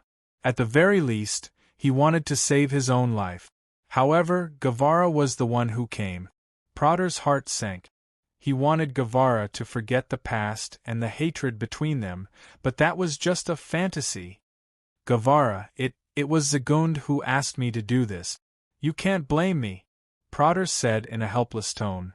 He was making a last effort. Do you think you can stop me with this? Guevara sneered and knocked on the fence in front of him. Seeing that Guevara did not respond to his pleas, Prater was really desperate. But suddenly, a fierce light flashed in his eyes. He turned around and raised his magic wand. A big fireball appeared out of nowhere and flew toward the purifying crystal. Since he was going to die, he might as well take all the cursed people with him. Chapter 148. There were broken walls everywhere. If Zagund were to return now, he would be heartbroken to find that his Black Raven city had changed beyond recognition. While walking on the street, Han Jin and the others had to avoid the corpses that were strewn all over the place, or the puddles of dirty blood. Since the ground was littered with the corpses of unknown monsters, Han Jin felt as if he had arrived at a large open-air slaughterhouse. Sunir didn't even frown. Apparently, she was used to this kind of scene. Chi Li, on the other hand, couldn't stand it. Not only did she cover her nose with a handkerchief, but she also looked as if she could faint at any time. Raphael, don't you care about the result at all? Sunir asked curiously. Han Jin smiled. With Mr. Guevara there shouldn't be any problems. Sunir snorted. That's not necessarily true. He's a warrior, not a priest. Han Jin felt a headache coming on, but he couldn't persuade Sunir. Fortunately, Sunir didn't seem to dislike Sunir. Otherwise, he would have already turned hostile. How could a dragon knight care about a little elf? At this time, Guevara was removing the curse on the soldiers of Riptide. This was a huge project because there were too many people who were cursed. The method to remove the curse was simple. After the magician injected magic into the purifying crystal, it would emit a pink light. Strangely, the light would condense and not dissipate. Every soldier who was cursed would stand in the light for a moment, and the purifying crystal would light up, and the curse would be removed. In this case, the soldiers didn't care about whether they would be punished or not. After all, their lives were more important. Leja stood at the side and watched as the soldiers lined up in a long line and walked towards the purifying crystal one by one. Every time he walked past a soldier, Leja's face darkened. In the end, even his eyebrows were furrowed, causing the soldiers behind him to tremble as they walked past him. They didn't even dare to look at him. Leja did a rough check and found that there were more than 4,000 soldiers. That was to say, more than 4,000 soldiers had disregarded the military rules and had intimate contact with the abyssal sirens. Was this still the Riptide Regiment with strict military discipline? If Leger hadn't seen it with his own eyes, he would never have believed that such a thing would happen in Riptide. This was a strong force built by his father, the Knight of Conrad. How could it have fallen to such a state? From early morning to noon, everyone's curses were finally lifted. However, the magicians who followed the army were almost exhausted. Sassu, who came to help, also looked exhausted. The purifying crystal's luster was getting dimmer. Fortunately, this purifying crystal was big enough and contained enough energy. Otherwise, it would have been impossible to lift so many people's curses. In fact, other than Guevara, no one knew the value of the purifying crystal because it was too rare. It was said that the purifying crystal could only be found in extremely deep places. Most of the abyssal races were good at using curses, and the purifying crystal that could lift curses was controlled by them. This brought a lot of pressure to the races on the surface. If it weren't for the priests, perhaps the abyssal races could have swept the entire continent with their curses alone. Seeing that everything was over, Leger quickly stepped forward and greeted Guevara. "Sir, thank you for your hard work." Guevara waved his hand casually and said, "It's nothing." Then he saw Leger's worried expression and asked, "What's wrong? Are you unhappy?" "Ah, no." Leger quickly shook his head. Then he unconsciously looked at the soldiers who were cursed in the distance. He wondered if he should arrange for someone to record their names. Breaking the military rules was a serious matter. Guevara was very experienced. He could roughly analyze the reason just by looking at Leger's expression and where his gaze landed. After thinking for a while, Guevara said, "Child, let me ask you a question." "Go ahead." Leger retracted his gaze and stood beside Guevara respectfully. "If your father was still around, and I'm saying if, do you think your father would punish these soldiers?" Although Leger was surprised that Guevara knew what he was thinking, he still thought for a while and answered seriously, "I don't think so. There are too many of them. If he decided to punish more than 4,000 soldiers at once, it might lead to some negative consequences." Guevara shook his head in disappointment and said, "This is just your analysis from your own perspective. Why don't you try to put yourself in the soldier's perspective?" Leger was stunned and said, "What do you mean?" "What I mean is very simple. Soldiers are also made of flesh and blood. They have normal desires. Moreover, strictly speaking, this kind of thing is not considered a violation of military rules, right?" "You mean, just let it go?" Leger was a little unwilling. It was not that he had to make things difficult for these soldiers. He also knew that this kind of temptation was not something that ordinary people could resist. However, in Leger's mind, Riptide was an extension of his father, the Knight of Conrad. From the moment he took over the army, Leger had decided to make Riptide an invincible army. This way, he would be worthy of his father's reputation as the Knight of Conrad. However, reality was often far from ideal. Leger could not accept the fact that so many people in the army could not resist the temptation of the Siren of the Abyss. He even felt that it was a disgrace to let such people stay in the army. "Fine," Guevara sighed. He felt that Leger was being stubborn. Even if they violated military discipline, they risked their lives to take down Black Raven City for you. Their merits and demerits offset their fault. Is that okay? Leger was stunned for a while and said helplessly, "Since Mr. Guevara is speaking for them, this matter should be put to rest." On another street, Han Jin suddenly stopped. He shook his head and said in a low voice, "What a disappointment." What's wrong? Sunir asked with concern. I did a lot to take down Black Raven City, didn't I? Han Jin smiled. Of course, everyone saw it clearly. But it seems that we have nothing to do with it now. Why do you say that? Just now you saw that they were counting the spoils. The generals were very excited. They regarded it as a shared harvest. Is that wrong? Sunir asked curiously. Do you think everyone includes us? Sunir was stunned. Han Jin continued. If I go to Lang Ning and ask him for a batch of magic crystals, will he give them to me? He will. But what you did put him in a difficult position. Those generals may dislike you. Sunir replied softly, because it's against military rules. Yes, I know it's against military rules. But I risked my life for nothing? Han Jin raised his eyebrows. You can't say that. Sunir said seriously. When you rushed into Black Raven City, Lang Ning and those generals saw the battle through the X-ray eye. They admire you very much. Admire? How much is it worth? Han Jin smiled. If they give me all the magic crystals and I admire them, will they agree? There are still many things to deal with. When things calm down, Leger and Lang Ning will reward the soldiers. Don't worry, you won't run away. Reward? Do you think I'll accept rewards from others? Han Jin's expression was cold. Sunir paused. She knew that her words were inappropriate and hurt Han Jin's self-esteem.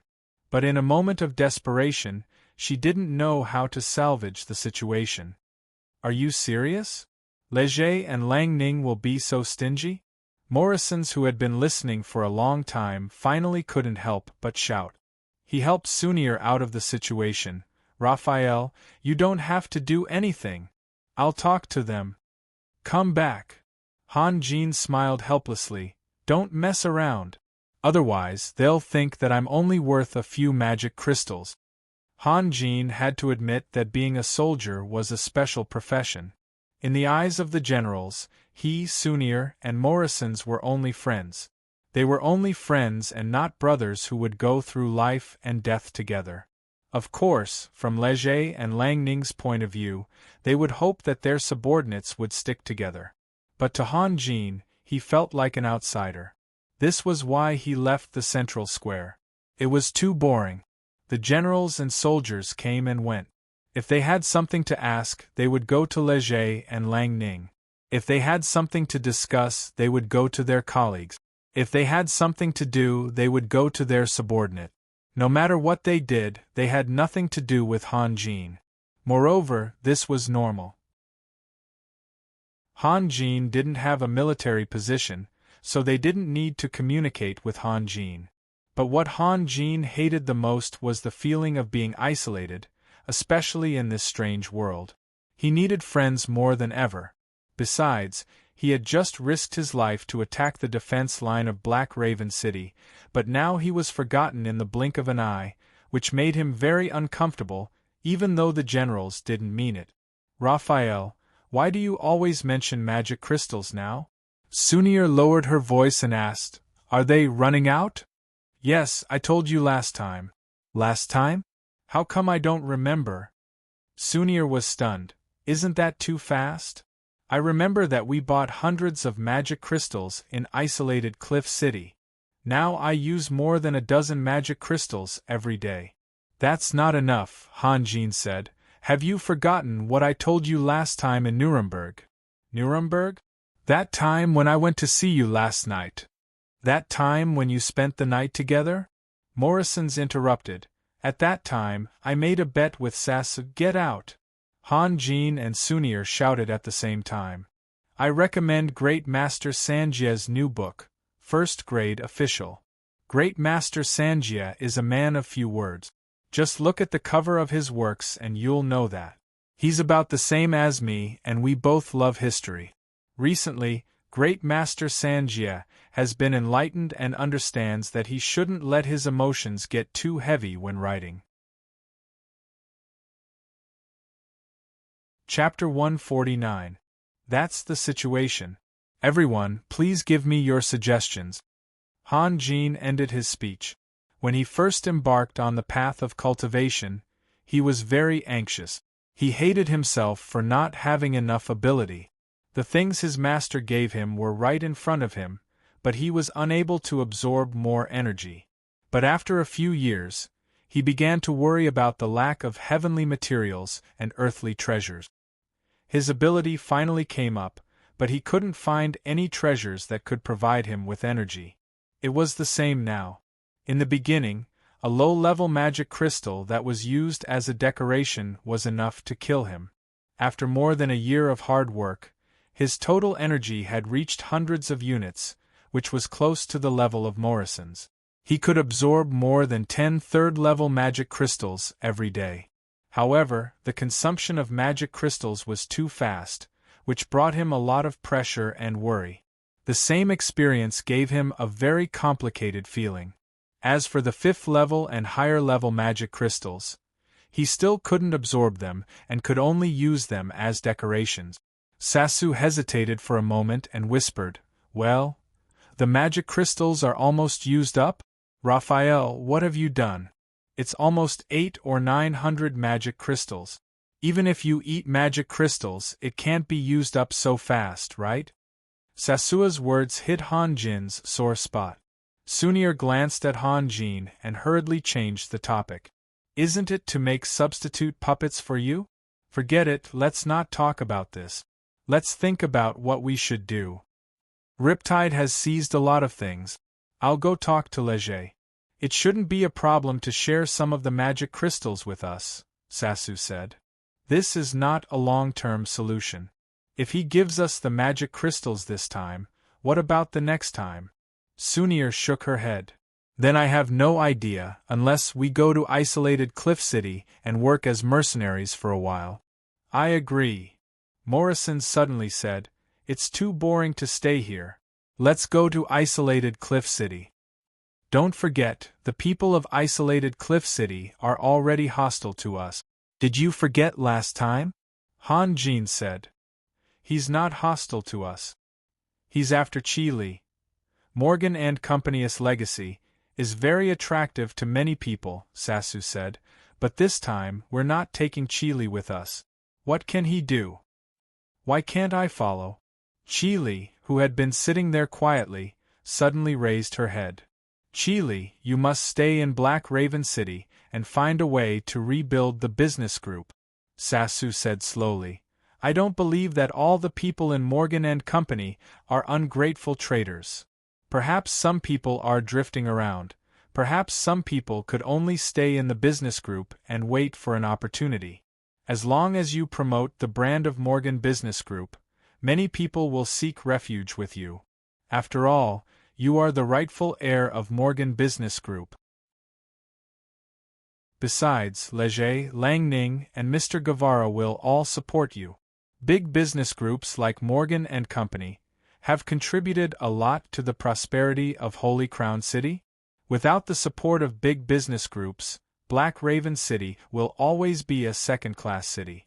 "Yes, Chi, you're needed here," Morrison said. In fact, there were some words that couldn't be said. When they were outside, Chi would only be a burden to them. They had to take care of each other before, so they could only take Chi on adventures. Now that Black Raven City had become their territory, they should leave some people here so that they could go out and explore with ease. Chi bit her lips. It seemed that she wanted to say something, but in the end she fell into silence. "Ahem." Han Jin coughed. "Who else wants to go to isolated Cliff City?" "Me." Sunir answered. "Me." "And me." Morrison's and Sasu also answered. "Me." Sylvia also wanted to go. "Me." Stillberg shouted. Sunir glanced at Stillberg. "Stillberg, you stay here too. Chi needs more people. You and little Joseph must help her." Stillberg immediately became anxious. "Young master, Sunir is right. Are we going to let Chi run around alone?" Han Jin felt a little apologetic, but he really couldn't take Stillberg with him. "Young master," Stillberg said anxiously. In his memory, no matter if Han Jin was a rich young master or a street beggar, he had never been separated from Han Jin. Now that Han Jin wanted to leave him here, he was so anxious that he almost cried. Don't worry. It will only take a few months. We will come back when we have enough magic crystals, Han Jin said softly. But young master, who will take care of you? Stilberg tried his best. Isn't there still Sunir? Don't worry, your young master won't be wronged, Morrison's University said casually. Sunir's identity was noble. How could they compare her to a servant? Sunir had a complicated expression. If she scolded Morrison's, it would show that she didn't want to take care of Han Jin. Not only would it hurt Han Jin, she would also hurt herself. However, if she pretended not to hear it, she would feel wronged. She could only blame Morrison's for not being able to control his mouth. Morrison's also realized that something was wrong. He immediately said sternly, Sylvia, you should stay too. Why? Sylvia jumped up. She wasn't as easygoing as Stilberg. If we all leave, who will protect Chi Li and the others? What if something happens?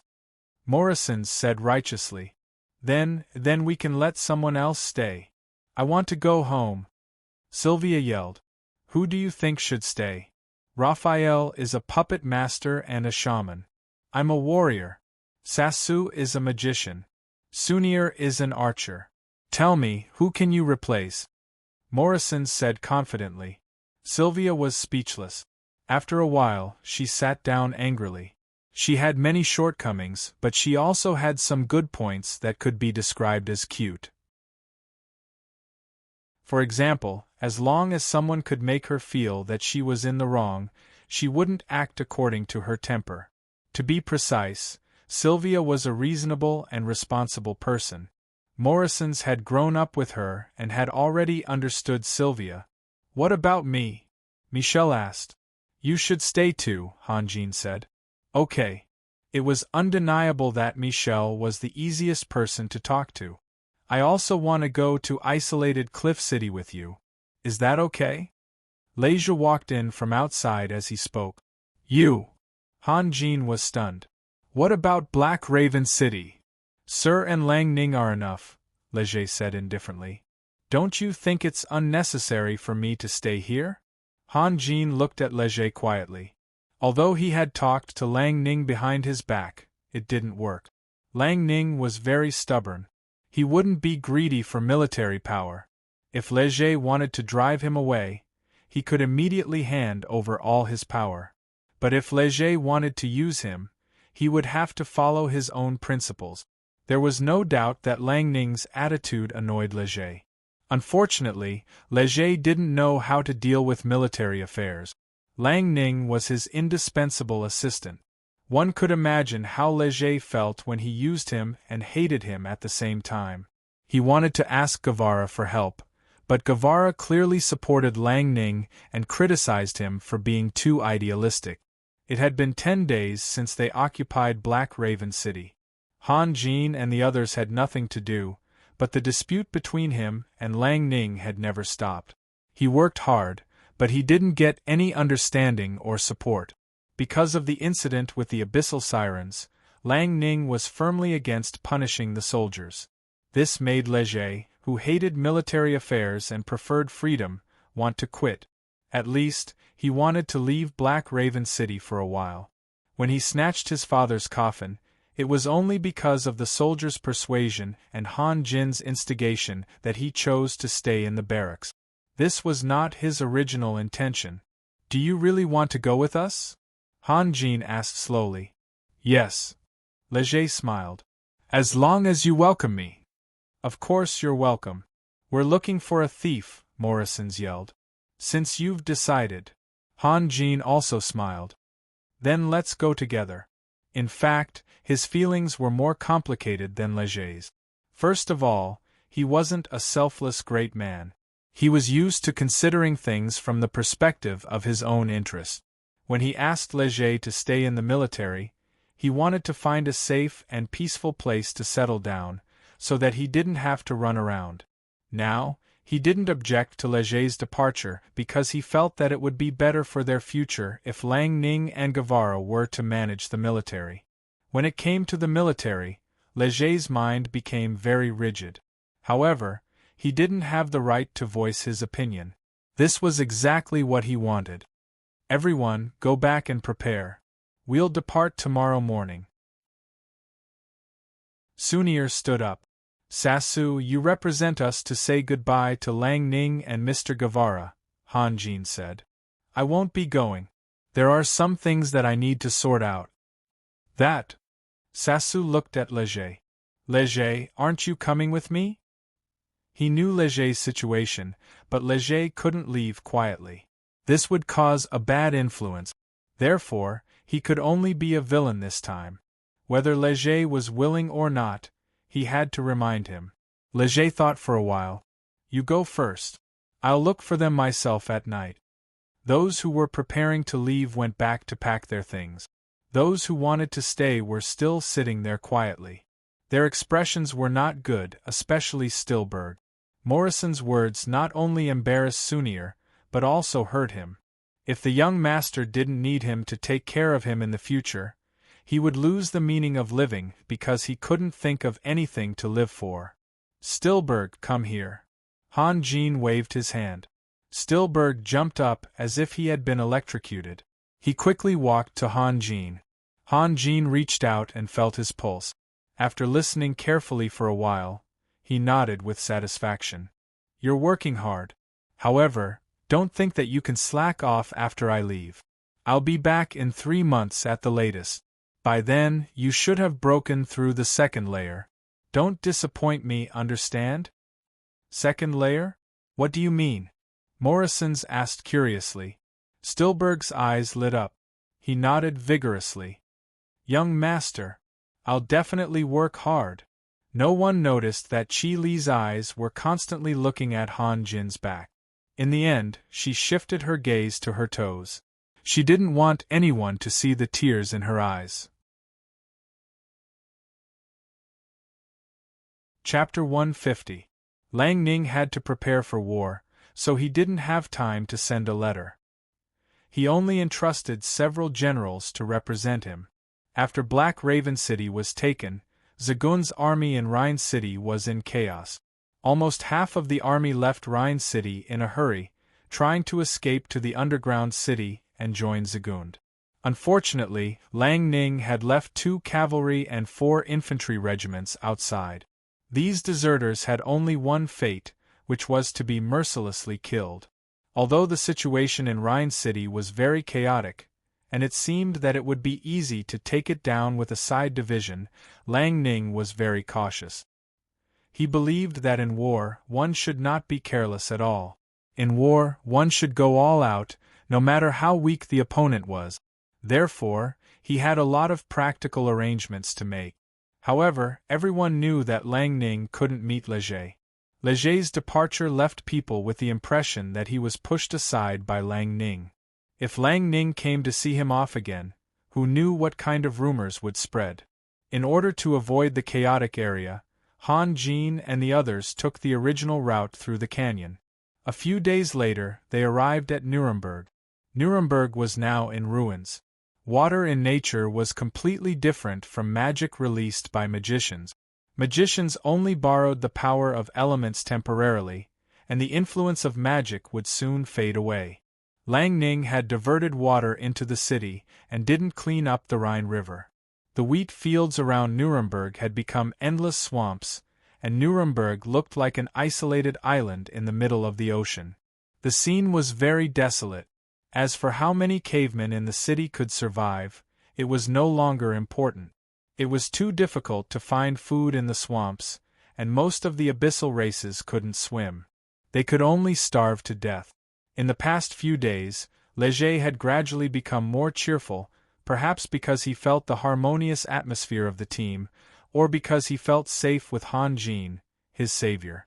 However, when he saw the scene in front of him, his face became gloomy again. Guessing what Lang Ning had done was completely different from seeing what Lang Ning had done with his own eyes. The desolate atmosphere was irritating his eyes and stimulating his heart. Han Jin and the others took a big detour and entered Biteman. After a month, the Biteman had undergone tremendous changes. Woodrow, the chief sheriff of Biteman City, had taken the initiative to start a war, but the situation was very unfavorable for him. Han Jin's appearance had disrupted the rhythm of many people in certain areas. Woodrow was undoubtedly one of them, and he was also the most miserable one. Strictly speaking, the two lords, Dismark and Zagund, were both victims of Han Jin. Without Han Jin, the secret of the underground city wouldn't have been leaked out, and Dismark wouldn't have been so passive. In order to protect the underground city, Zagund's nest had been occupied. It was a pity that some people had already realized the existence of Han Jin, but they didn't pay much attention to him, because Han Jin was just a small figure. Some people were still ignorant. Woodrow's original plan was to launch a sudden attack after the four Castellan's armies and Zagund had suffered great losses. In this way, he could easily seize the control of the Biteman, and Zagund, who had suffered great losses, could only hide in the depths of the underground city. He wouldn't be a threat to Woodrow in a short time. Woodrow was not stupid. Although he was now cooperating with Zagund, he knew clearly what kind of person Zagund was. Therefore, he not only schemed against the four Castellans, but also against Zagund. He knew that sooner or later, he would have a conflict with Zagund. His plan was perfect, but it was a pity that plans could never keep up with changes. His plan was exposed in advance, and the four Castellans had already realized his ambition. In this case, he could only launch an attack in advance, because the Castellan in power could rightfully deprive him of all his power. There was no way to play the military card and the popular card that they had prepared beforehand. The four city lords posted notices everywhere, revealing the conspiracy between Woodrow and Zaganide. Of course, they would exaggerate their words in order to incite fear and hatred among the people. A perfect plan was ruined by a gentle touch of a hand. Woodrow was in a very passive situation. What effortless effort! What sweeping away the entire Biteman seemed so ridiculous. Now Woodrow could only hide in Bite City and linger at death's door. However, there was a saying that was very true. When you rise, the people suffer. When you die, the people suffer. Although Woodrow was in a difficult situation both militarily and politically, he was an archmage after all. He had gathered a lot of senior-rank professionals around him, and he had also secretly recruited a lot of students. He sent these people out to fight guerrilla warfare against the armies of the four city lords or to attack supply towns, causing a lot of civilian casualties. The damage they caused was not much less than that of the vampire guards. Along the way, Han Jin and the others met many refugees with their families. They also learned about the situation of the Biteman, but they had no intention of interfering with the Beatman's direction. They picked a border town and kept going north until they finally got out of the Biteman. With the help of Han Jin's Taoist arts, they were able to travel very quickly and comfortably. All they needed to do was to sit on the back of the giant tortoise and enjoy the scenery. It only took them half a month to arrive at Isolated Cliff City. After a long time, Isolated Cliff City had not changed much. No matter how fierce the outside world was, the people here always lived in peace. The Chamber of Commerce Alliance and the Association of Mercenaries, which held the highest power in the city, had never intervened in the disputes of the outside world. Sylvia's house had been mortgaged. According to Morrison's, it would take a lot of time and a lot of complicated procedures to get the house back. Therefore, Han Jin and the others could only live in a hotel for the time being. The next day, they went to the Association of Mercenaries and took a few tasks that were neither too difficult nor too easy. They were all about killing 7th grade or 8th grade holy animals. Then they found a place to eat and prepared to rest for the day. Tomorrow morning, they would go to the Tarashah Mountains through the transmission array. As a maverick city, the prosperity of Isolated Cliff City was not worse than that of the Holy Crown City. On the contrary, the level of consumption here was much higher than that of the Holy Crown City. Many mercenaries gathered here. Mercenaries' money came and went quickly. Living in danger all day long, They were eager to release their emotions. When they met something they liked, such as good wine or beautiful women, some of them would even spend a lot of money. The place Morrison's found was very quiet. There was nothing messy, just a place for people to eat. There were about a dozen tables in the hall, all of which were full of people at the moment. The tables near the windows were in a unique situation. The guests were made up of more than 20 boys and girls. The oldest among them was about 23 or 24, and all of them were wearing magic robes. As a matter of fact, Han Jin and his friends were not old either. Sunir was an elf, so she couldn't be looked at with the eyes of humans. However, they had a treasure. If Moxink grew a beard, he could easily tell others that he was already 30 years old. Among the group of young people, the most conspicuous one was a woman with her back to the hall. She was sitting alone at a table. The young people were chatting with each other, but no one came to disturb her. Her body was covered by a magic cloak and a long magic robe, so no one could see anything from behind. However, every time she picked up a glass or held or put down the tableware, a pair of white and soft hands would be exposed. Her fingers were long and slender, and the back of her hands was exquisite and translucent, emitting a seductive luster. The mercenaries around the table and Han Jin and the others glanced at the woman from time to time. If even her hands were so soft and beautiful, what would she look like? At this moment, a young man who was also wearing a magic robe rushed in. Panting, he shouted, "No, no one wants to go. The price we offered is not low, right?" A young man who seemed to be in a high position frowned. "Didn't you hear that there was a red vanguard team that was very powerful? Did you find them?" Another young man asked. "I found them, but when they heard that we were going to the Hydra nest, they immediately refused to sign a contract with me, and—" The young man looked like he wanted to say something, but stopped on second thought. "And what?" the young man with the high position asked. "And they said that we were tired of living and wanted to die." "That's disappointing." The young man with the high position sighed. "How could such timid and weak people become mercenaries? They're not even as good as us mages who just came out for experience." The young people laughed, but except for them, the other tables were all occupied by mercenaries. However, no one wanted to argue with a group of obvious rookies, so they all pretended not to hear it. "You can go to the Mercenary Association and cancel our original mission. Our reward will be higher. How about this, take us to the Hydra nest. The reward will be 5,000 gold coins.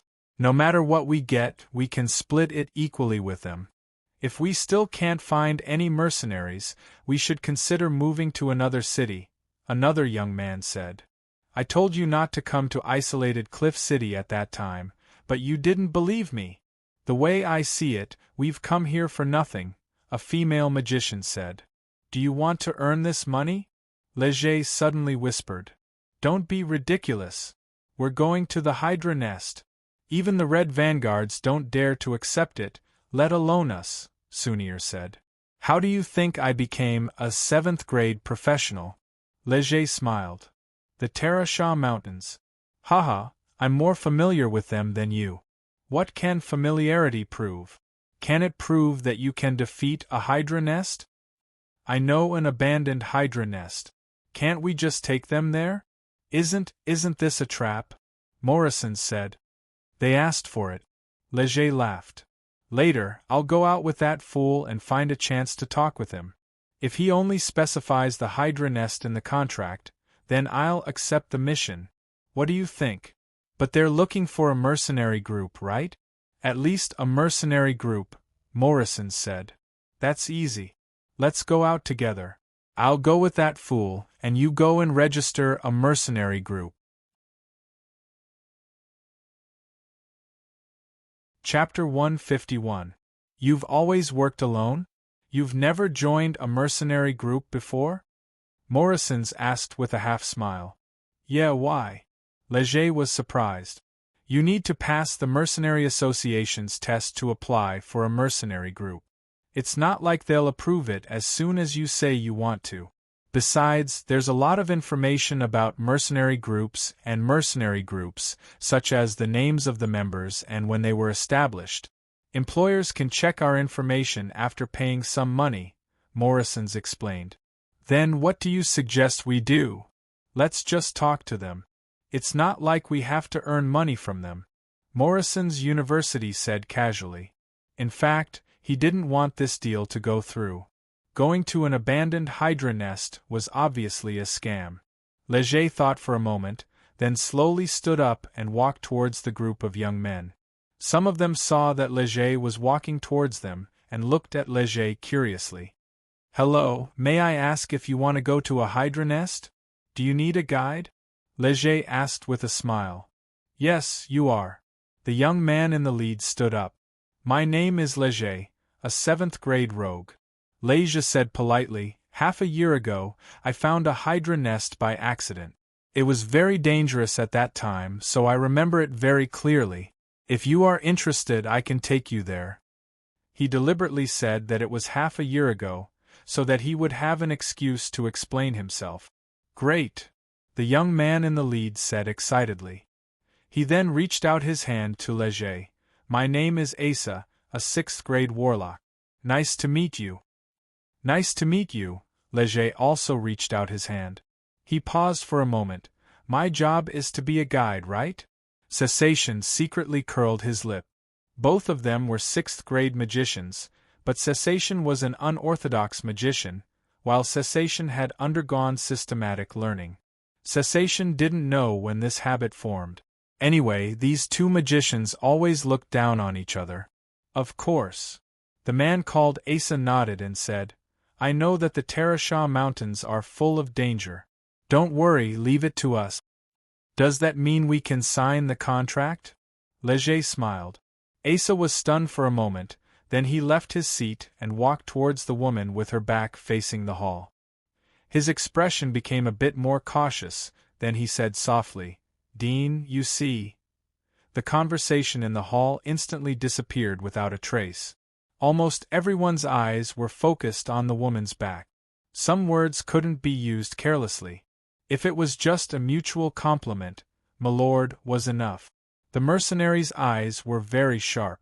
They could see that these young people were magicians who had just come out of a magic academy to gain experience. There were only a few magic academies on the entire continent, and the highest authority of a magic academy was composed of a principal and 2 vice principals. Those who could become principals were usually high and mighty magicians who looked down on the world with tyrannical strength. In other words, that woman was at least a top powerhouse, an 11th grade magician. She could even be a super powerhouse, a grand magician who could fight against legendary super creatures such as dragons, angels, and demons. If Zagund or Dismark appeared in isolated Cliff City, it would definitely cause a sensation. This woman's strength was no less than Zagund and Dismark's. Moreover, the power of a magician's profession was far greater than that of a druid or knight. The mercenaries finally understood why this group of rookies dared to look for the Hydra. With the dean of the Magic Academy in charge, the Hydra that made countless mercenaries tremble in fear and have no choice but to take a detour was nothing to be afraid of. Those who had looked at the woman with obscene eyes hurriedly turned their heads, their hearts uneasy. The contempt in their eyes disappeared without a trace. Leger was also stunned for a long time. He had wanted to make some extra money, but now he was in a dilemma. When they found out that it was just an abandoned lair, they would be furious. Who could bear the anger of a magician? This is your own business. Make your own decision. Don't ask me, the woman said in a cold voice. Yes, Principal, Asa responded and slowly stepped back. Leger now desperately hoped that the other party would change her mind and not go to that damned Hydra lair. Unfortunately, Asa said to him in a friendly tone, We can go to the Mercenary Association to sign the contract. Are those people your companions? Asa glanced at Han Jin as he spoke. They are, Leger replied. He couldn't lie, after all, he had just walked over from there. Let your companions wait for a while. We'll be back soon. All right. Leger braced himself and said. He turned to look at Han Jin, hoping to get a hint from Han Jin. What should we do? Han Jin asked in a low voice. He had already understood the meaning of principle from Sasua's whispers, and his heart couldn't help but beat like a drum. Sunir secretly kicked Han Jin and used her fingertip to draw a line of characters on the table. Don't talk. Han Jin looked at Sunir in confusion. Sunir pointed to her ear, and Sasu suddenly understood. As a magus, that woman had many ways to collect the sounds in the hall as long as she wanted to. Unable to get a hint from Han Jin, Leger helplessly followed Asa and slowly walked out. The hall was still as silent as ever. No one talked, and even the movements of eating were very, very light. Even the young people were affected by the atmosphere, and no longer talked and laughed as freely as before. Not long after, Leger and the man called Asa walked in together. They separated and walked to their companions. Leger wanted to say something in a low voice, but Sunir gave him a look. On the other side, Asa was asking for instructions again. Madam Principal, we've decided to rest for the night and leave tomorrow morning. Rest? You've already rested for more than 20 years. Isn't that enough? The woman said coldly. Asa smiled bitterly. Then you mean, the mercenaries around them began to sympathize with the young people. Although there was a guarantee of success under the principal's supervision, the process was definitely very difficult. Moreover, those who could surpass the majority of people in a certain field and reach the pinnacle were usually eccentric and even unreasonable. Let's go now. The sooner I finish your mission, the sooner I can go back. Asa looked at Leger with an inquiring gaze, but Leger, Morrisons, and the others were looking at Han Jin. Han Jin thought for a moment and slowly stood up. Then let's go. We don't have anything to prepare anyway. Unlike Leger and the others, he didn't fear the legendary powerhouses because he was confident that he would surpass everything here sooner or later. To be more precise, he was just being cautious and curious. Being cautious meant that he didn't want to provoke them for no reason, while being curious meant that he wanted to find out just how powerful a super powerhouse was. It was also a goal for him to set himself up. All right. The young man named Asa liked Han Jin's straightforwardness. He nodded and said, Erwin, go pay our bill and theirs. Then we'll leave immediately. The woman who had her back facing the hall stood up first. When she turned around, the air in the hall seemed to have frozen. Everyone's eyes were wide open, including Leger and Sunir. In their minds, the principal of a magic academy should be over 60 or 70 years old. Without the accumulation of time, even the smartest person wouldn't be able to reach the pinnacle. However, the woman in front of them subverted their common sense. The mercenaries thought that she was just an old woman who took good care of herself. No one expected her to be so young. However, compared to her appearance, her age was completely negligible. At the very least, people had forgotten to pay attention to it. She had an absolutely beautiful, pure and flawless face, a pair of willow leaf eyebrows, showing a bit of weakness, but her slightly thin lips were tightly pursed like a sword, and also carried a bit of valiance. The originally contradictory temperaments on her face merged into one, and the most attractive thing was her pair of eyes. Her eyes were large, curved, and rippling like a lake under the spring sun, clear and shining, and her extremely long eyelashes added a bit of a lovely and moving feeling. However, her overall aura had nothing to do with delicateness. It was more like coldness. She was like a warrior who was about to fight a decisive battle. Every movement and every look in her eyes made people feel cold, disdainful, and arrogant. It was hard to understand how such delicate eyebrows, such a pure face, and such beautiful eyes could combine together to become a piece of eternal ice. In her hand was a magic staff that could be described as sensational.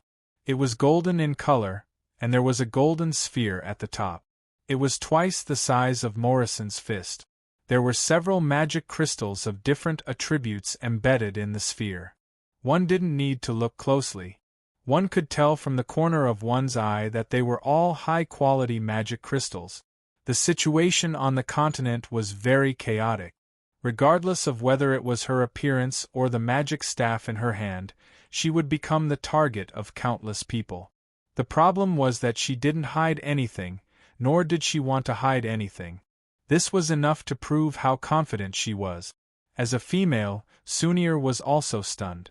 She suddenly had an impulse to take off her mask and compare herself with that woman. Who was more beautiful? It was as if a peerless swordsman had suddenly discovered an opponent. After being stunned for a while, Sunir finally reacted. She was the first to look at Han Jin. She realized that Han Jin acted as if nothing had happened. He was tidying his robe as if no one else was around. He was in stark contrast to Morrison's, Sassu, and Leger, who were still stunned. Sunir couldn't help but secretly smile. Of course, it was a very sweet smile. "Let's go. What are you all doing?" Han Jin said impatiently. Due to the difference in information, his resistance to beauty was one of a kind in this world. No matter how beautiful his face was, it was just a poster. Chapter 152. No matter which world he was in, Han Jin had never had such a flashy experience. The people on the street all turned their attention to them. Their eyes were either stunned or shocked. The former was because of the people, and the latter was because of the magic staff. Han Jin was also quietly observing the magic crystal on the magic staff. In short, the shape was too strange. Was that really a magic staff? No matter how he looked at it, it didn't look like a magic staff. Instead, it looked like a rare weapon, the golden melon hammer. The sight of a beautiful woman walking with a hammer in her hand was somewhat shocking. Under the gaze of countless people, the group kept walking forward. Not to mention the pedestrians, even the patrols of the Mercenary Association obediently made way for them. They dealt with all kinds of people all year round, so they were very clever. In this day and age, if they really got a magic crystal of the highest quality, they would hide it or put it in their space ring, trying not to let anyone know. If they dared to show it off and walk on the street, they either had amazing strength or an unimaginable background. No matter which one it was, they couldn't afford to offend them. "Where are you from?" Leger said to Asa with a smile. "It seems like you are not from around here." In fact, what he said was nonsense. There were no magic academies in the nearby territories. "We are from the elemental capital." Asa didn't hide it. Elemental capital? Leger's expression changed, and his body couldn't help but stop. "Yes. Are you students of the God's Language Magic Academy?" Leger asked again. "The elemental capital seems to only have one magic academy, right?" Asa felt a little funny. No wonder. Leger took a deep breath. Sassu suddenly thought of something. "Is she that genius girl?" The woman walking at the front suddenly turned around. Her cold eyes swept over Sassu, and finally glared at Asa. Asa couldn't help but lower his head and smile bitterly. "You got me into trouble." After that, he quickened his pace and caught up with his companions. Obviously, he didn't want to talk to Leger and the others anymore. They had attracted a lot of attention on the streets, and they were still the center of attention when they arrived at the Mercenary Square. They were even the center of attention when they arrived at the teleportation magic array. Actually, it did not feel good to be in the limelight. Han Jin and the others, as well as the young magicians, felt a little uncomfortable. Only the woman looked indifferent. She was obviously used to it. "Got it." The young man named Irwin ran over. "We can go now." "How much did it cost?" Asa asked. 3,100 gold coins. Moxink's eyebrows twitched involuntarily. A magic scroll that could teleport 30 people back to isolated Cliff City was ridiculously expensive, but these young magicians didn't seem to care about money at all. "Okay." Asa looked at Leger. "Where should we go?" "Teleportation Magic Array Number 4. Under the guidance of the guards, the group walked towards teleportation magic array number 4. Han Jin looked around curiously. The so-called teleportation magic array number 4 looked like a huge plate, except that the plate was made of countless adamantine stones engraved with runes. Han Jin had a deep impression of this special stone. He had almost broken his head when he tried to use it. Around the teleportation magic array, there were 8 2-meter-tall stone pillars, also engraved with runes. When Han Jin and the others stood in the middle of the plate, the magician in charge of activating the teleportation magic array began to chant loudly. The pillars lit up one by one, and the adamantine stones under their feet became crystal clear. Countless runes seemed to come to life. Then, a faint light curtain appeared out of nowhere and enveloped everyone on the teleportation magic array number 4. Seeing the light curtain getting brighter and brighter, Han Jin, who had been corrupted by science, suddenly had an idea. What would happen if he stretched one of his legs out of the teleportation magic array number 4? His body would be in another place, and his leg would be left here? What would happen if he stretched out Morrison's greatsword? However, Han Jin had already understood the power of magic, so he didn't dare to experiment recklessly. These were just thoughts that flashed through his mind. Suddenly, he felt his body become light, as if he was floating. The people around him had all disappeared, and he was surrounded by silence that seeped into the depths of his soul. An indescribable sense of loneliness occupied his mind. Then, he saw patches of green, Morrison's, Sunir, and the others. Thinking back, it seemed that it was just his imagination. Is this the Terasha Mountains? Asa and the others looked around curiously. The capital of elements was very far from the Terasha Mountains. They were all children who grew up in the capital of elements, and they didn't have the opportunity to travel to the forest of holy animals. A forest was definitely not a forest. This was something that only those who had been here before could understand. Every year, there would be many rookies who harbored longing and hope to walk the path of a mercenary. But without exception, the first days of these rookies would always be filled with endless sorrow, suffering, pain, and even fear. There was definitely a huge gap between hope and reality. Some people persevered and became stronger and stronger. Some people, after only one experience, vowed never to set foot in the Terasha Mountains again. And some people, forever swallowed by the endless green. When it came to the danger of the environment, the forest was not inferior to the battlefield. On the battlefield, the enemies could be seen, but here, there were invisible dangers everywhere. With so many tall trees, an astronomical number of fallen leaves were produced every year. The fallen leaves couldn't be turned into soil immediately. They always had to go through a long process of decay. In some places, the accumulated fallen leaves were almost a meter deep. When one stepped on them, one's leg would sink deep into the mud. By the time someone helped to pull out the leg would be covered with stinky mud, which was disgusting. Although the Terasha Mountains was a huge forest of holy animals, the most abundant creatures in the forest were not holy animals, but all kinds of small insects, such as ants, spiders, and so on. Ants were easy to deal with, as they couldn't cause any disturbance to people walking, but spiders and spiderwebs were a headache. These rookies didn't think that spiders were anything special. They just needed to avoid them, but spiders weren't as stupid as them. The spider webs they made were always hidden between the leaves, and they couldn't see anything from the outside. When they pushed the leaves aside and walked forward, they bumped into the spider webs.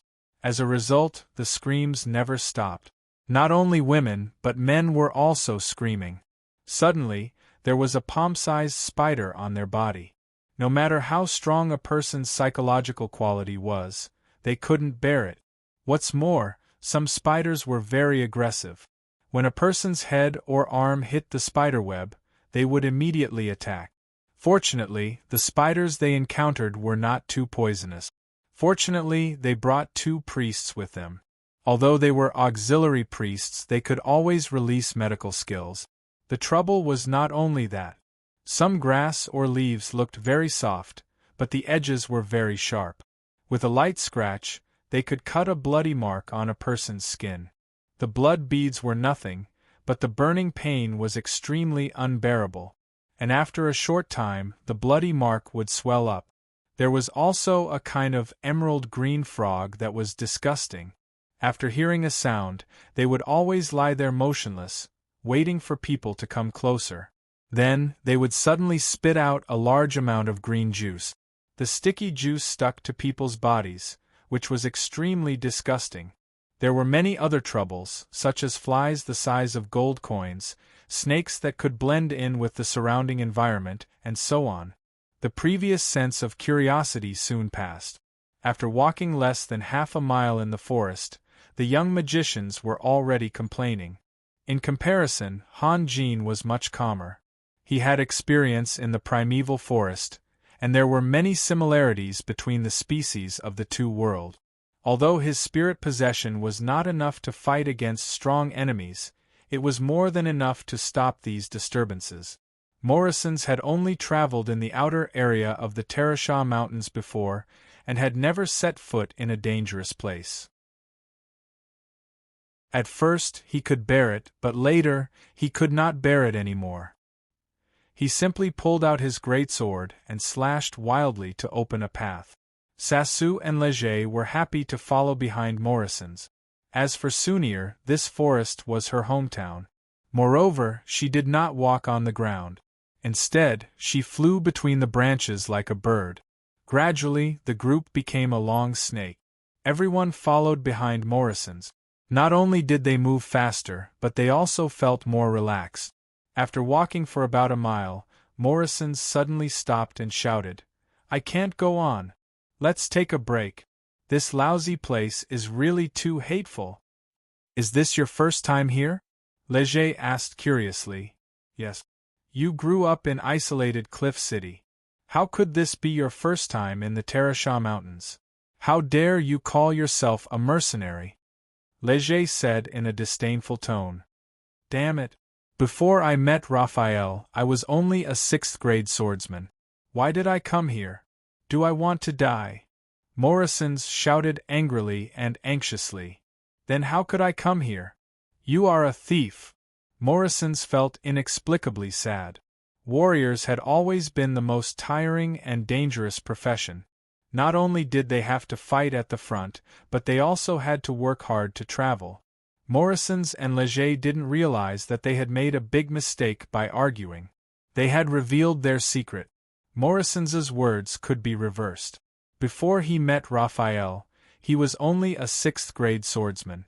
Was it because he met Raphael that he became a 7th-grade fighter? Of course, only those who were very meticulous would notice this, and they would only have some suspicions. "Big guy, if you are tired, you can take a break," a female deacon said sympathetically. "Do I need you to tell me that?" Morrison's replied angrily. He regretted accepting this mission. The Terasha Mountains were a dangerous place. He had to conserve most of his strength and be ready to deal with any accident. Also, if there were no outsiders, he could ask Han Jin to come and recover his lost strength immediately. In short, it was very inconvenient right now, so he was very depressed. Chapter 153. I Smell Water. Sunir's voice came from above. "Hold on for a bit longer. We'd better get to the spring and rest." Morrison's raised his head helplessly and asked, "How far is it?" "Not far. We should be able to hear the sound of the spring if we walk a bit further." Morrison's could only pull himself together and continue to lead the way. However, the female magicians and the 2 deacons were very dissatisfied with Morrison's rudeness and were criticizing Morrison's in a low voice. Asa seemed to have a lot of prestige among the group of young people. He went over and said a few words, and the female magicians immediately became silent. After walking for a short distance, he saw a spring. Although the spring was very narrow, less than 2 meters wide, it was still a small paradise in this gloomy forest. At least, he could see sunlight here, and there was real, tender grass. The female magicians couldn't help but cheer and run upstream, pulling each other. They were all covered in mud and juices of various colors and needed to find a place to wash off. Morrison sat down by the spring and put his giant sword beside him. Sassu and Leger also sat down next to Morrison's. Asa, who was behind them, hesitated for a moment and then walked over to Han Jin. It had only been 2 hours, but their state of mind had undergone a tremendous change. Asa knew that they had come too hastily and had hardly made any preparations, but who could he blame for that? It was the dean who said that they had to leave immediately. No matter how much courage he had, he wouldn't dare to make trouble for the dean of the Magic Academy. Han Jin took out a few pieces of dried meat from his space ring and threw them to Morrison's and the others. He also put a piece of dried meat in his mouth and chewed slowly. Ahem, there's something I don't quite understand. Asa had already walked over. What? Han Jin and the others all looked at Asa. Aren't the teleportation arrays in isolated Cliff City often used? The teleportation circle is a huge source of income for the Mercenary Association. If it wasn't used frequently, what would they eat and drink? Morrison's asked. Then why can't I even find the way here? Has no one ever been here before? Oh, you mean that? Morrison said slowly. The teleportation circle will only teleport people to a certain area. It doesn't have an exact location. It could be on one side of the mountain, on the other side of the mountain, or even on another mountain. How could this be? Asa asked in astonishment. What if someone is teleported into a group of magical beasts? That has happened before, Morrison's replied. What else can we do? If you can't win, then die. This is too irresponsible, Asa said angrily. They are playing with the lives of others. Coming to the forest of magical beasts is an adventure. What are you here for? Morrison said with a faint smile. If you are afraid of risks, then you shouldn't have come. Asa paused. But they could have built a fixed teleportation circle in the forest and sent people to guard it. With the strength of the Mercenary Association, can't they even do that? You're thinking too simply. Simply! It is said that in the beginning, the Mercenary Association did build a few fixed teleportation circles in the forest. However, an accident happened later. What accident? Asa asked curiously. Han Jin and the others were also curious. Although Morrison's had never stepped into the depths of the Terashaw Mountains, he grew up in isolated Cliff City and naturally knew more than the others. Since the construction of the teleportation circle, it has greatly facilitated the mercenaries. The frequency of them entering and leaving the forest of magical beasts has also increased. Near one of the teleportation circles, there is a pack of gale wolves. For the mercenaries, gale wolves are very good prey. The wolf's skin can be used to make leather armor, and the wolf's teeth can be used to make magic swords. If you are lucky, you can even get a few magic crystals. Plus, gale wolves are only 5th grade magical beasts. They are not much of a threat. Morrison's had become the center of everyone's attention. He liked this feeling and slowly told the story. And then?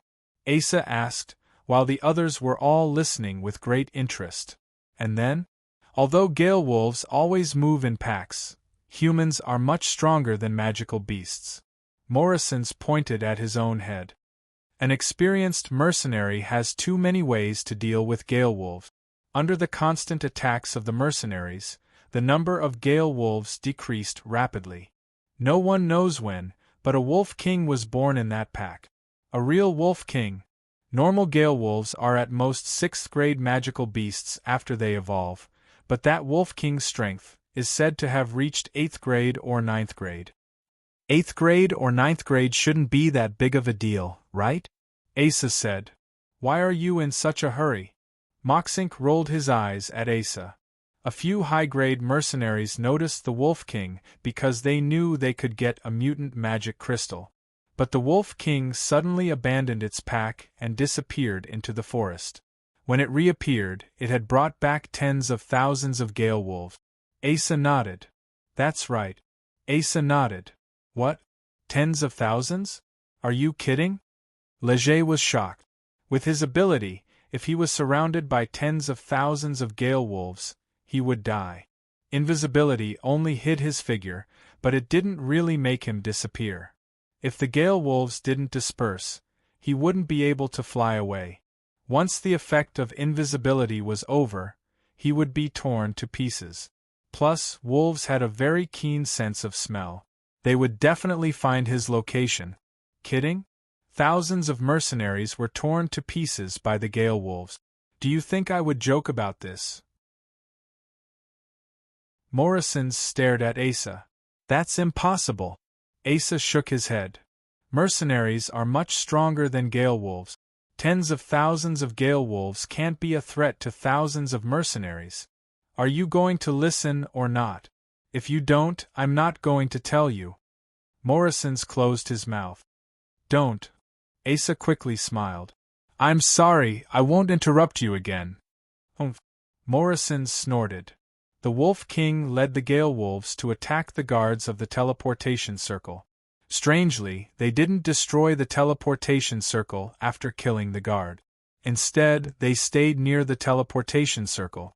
Every time the circle was activated, dozens of mercenaries would be teleported over. Then, the Wolf King would attack again. Maybe it was a coincidence, or maybe the Wolf King really could understand human language. The guards of the teleportation circle were changed every 10 days. The day the Wolf King led the gale wolves to attack the guards was the first day of the change. In the end, all the mercenaries who went through the teleportation circle were killed by the Wolf King. The Mercenary Association didn't find out. Han Jin asked. No. Morrison's shook his head. No. Morrison's shook his head. The mercenaries only go to the Terasha Mountains after receiving enough missions. It's normal that they couldn't finish the missions in 10 days. Then how did they find out in the end? Sasu asked. After 10 days, the rotating mercenaries went through the teleportation circle, but the mercenaries who were supposed to come back never came back. This made the Mercenary Association suspicious. They sent more mercenaries, but there was still no news. In the end, a vice president, who was said to be a 10th-level professional, personally led some people through the teleportation circle to find out the reason. In the end, he also disappeared. Sasu and the others couldn't help but gasp. Just by looking at Gerald, they knew how powerful a 10th-level professional was. According to Morrison's, the vice president was also killed by the Wolf King. This was no longer a matter of strength, but the madness of the Wolf King. Isolated Cliff City became very chaotic. Some mercenaries said that there was a problem with the teleportation circle, and that it was connected to another dimension.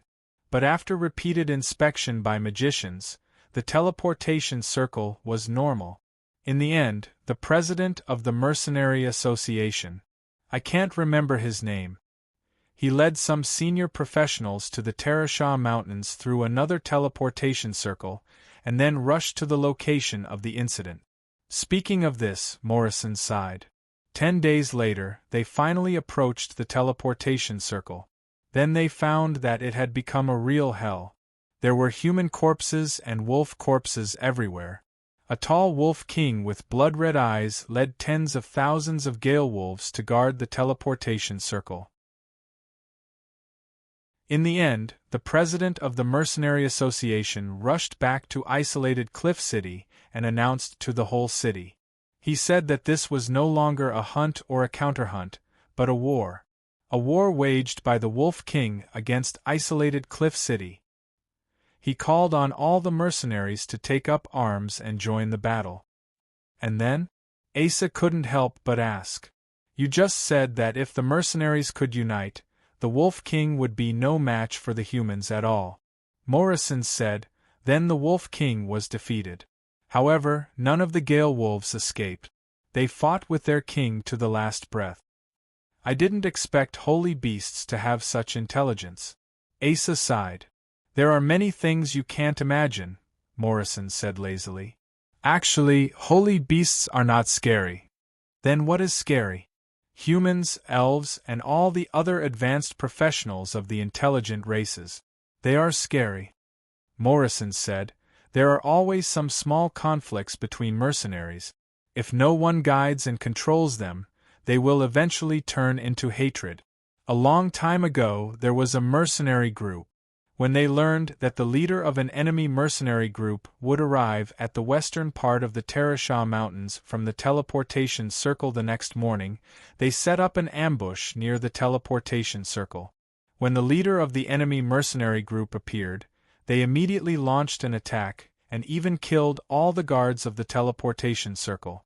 Later, the Mercenary Association simply dismantled the teleportation circle in the forest and changed it into a one-way circle.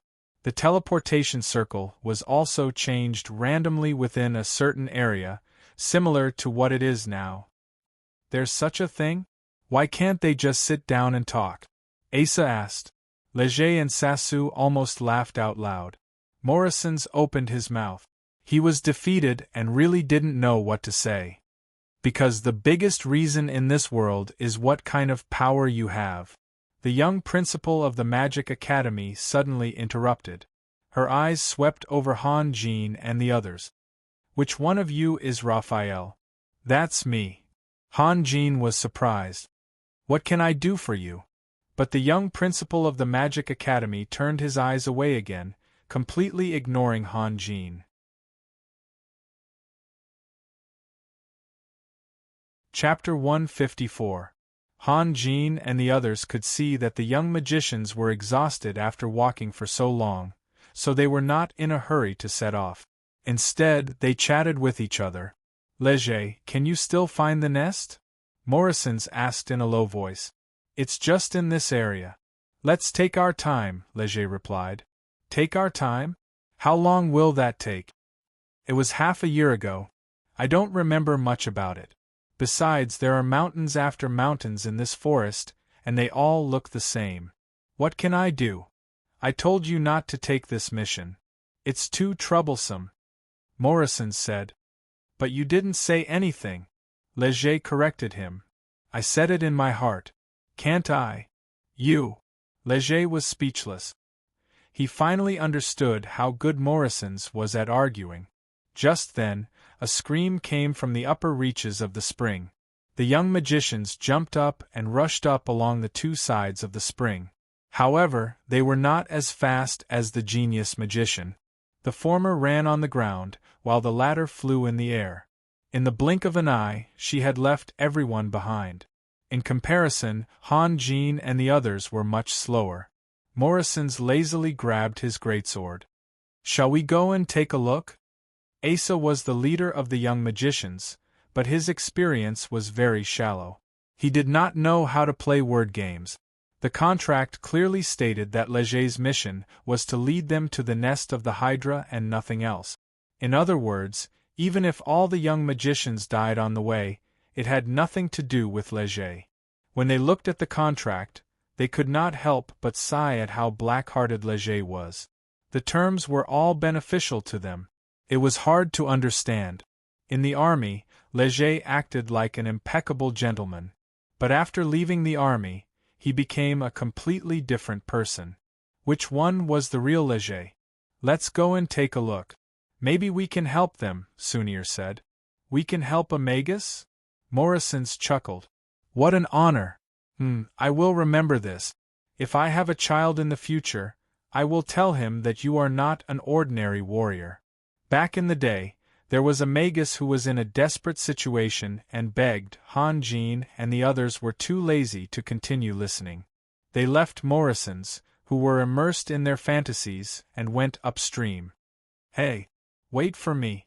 Morrison's woke up from his sweet dream and hurriedly followed behind. In the upper reaches of the spring, 7 or 8 mercenaries were confronting the young magicians. The cause of the matter was very simple. The few female magicians originally just wanted to wash off the mud on their bodies, but no one knew who started it, but after a while, it turned into a bath. Just as they were happily bathing, a group of mercenaries appeared by the spring, and just like that, the situation got out of hand. When a woman encountered such a situation, of course, she would be ashamed and angry.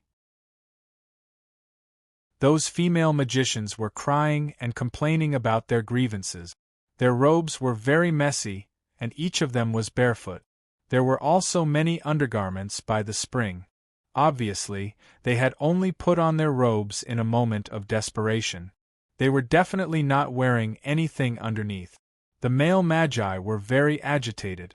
They held all kinds of magic staffs in their hands and cursed as if they were competing with each other. If the genius Magus or Asa gave the signal, they would definitely attack.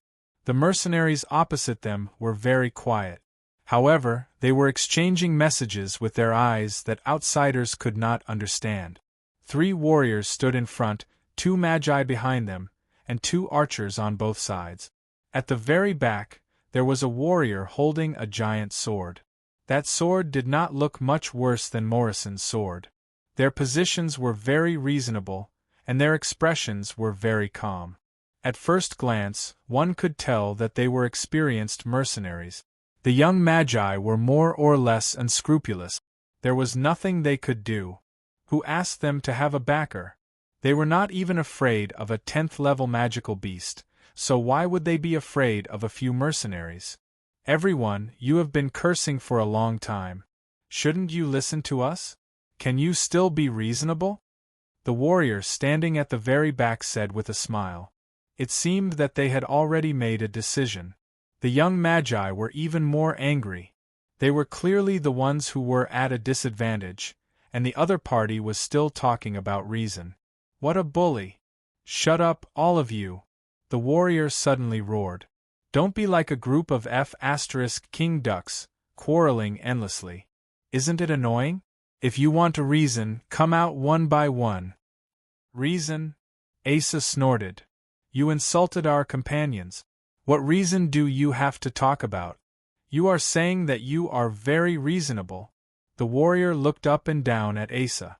Then let me ask you, do the Terasha Mountains belong to you? What? Asa did not understand. Let me ask you, do the Terasha Mountains belong to you? Nonsense. This forest of magical beasts belongs to you? This time, Asa did not even bother to speak. Since it does not belong to you, we are walking on a free land. What did we do wrong? You insulted our companions. Asa shouted angrily. What a joke. The warrior said. If I take off my pants and pee on the road, then I can accuse the pedestrians of insulting me? Han Jean in the distance suddenly laughed. Morrison's, that guy is comparable to you. What do you mean? Morrison's asked, puzzled. Raphael means that you are very similar to that guy, Sasu said with a smile. Go away. I have never peeked at a woman bathing. We are talking about eloquence. Sasu rolled his eyes at Morrison's. On the other side, Asa's face was red with anger. The warrior opposite him did not let Asa go. He continued to criticize him.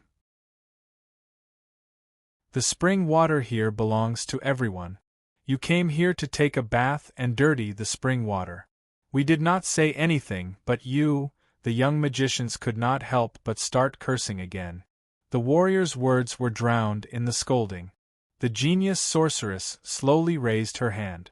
When the young magicians saw this, they couldn't help but stop cursing.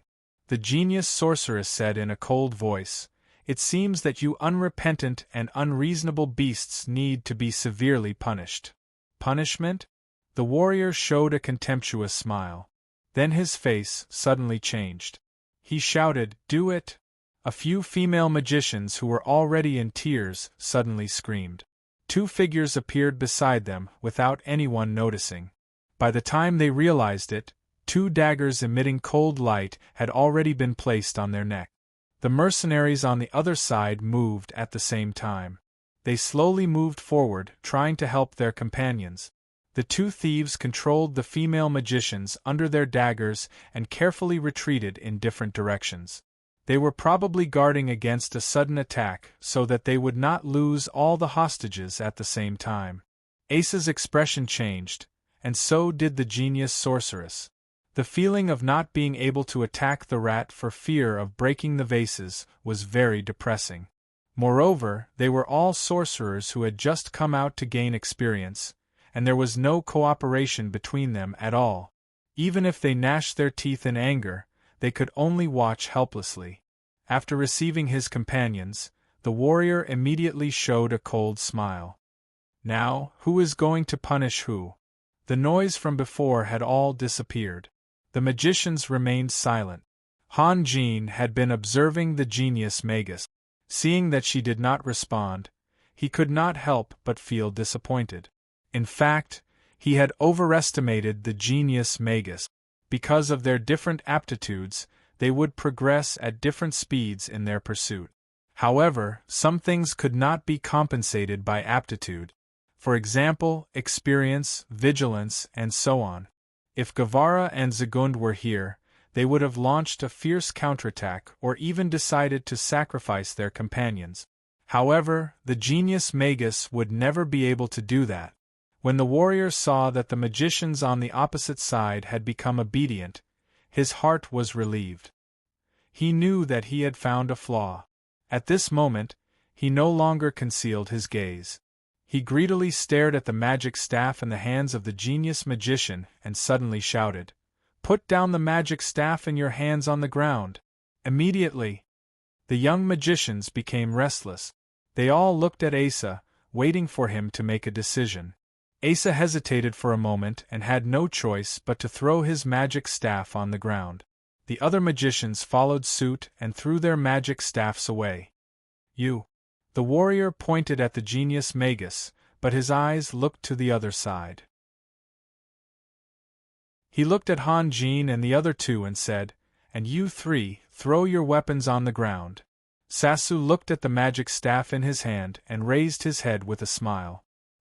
He had no intention of obeying the order at all. Morrison's was even more ruthless. He shouted loudly, "Are you talking to Grandpa?" The warrior was stunned. He was also a smart person and immediately understood the relationship between the two.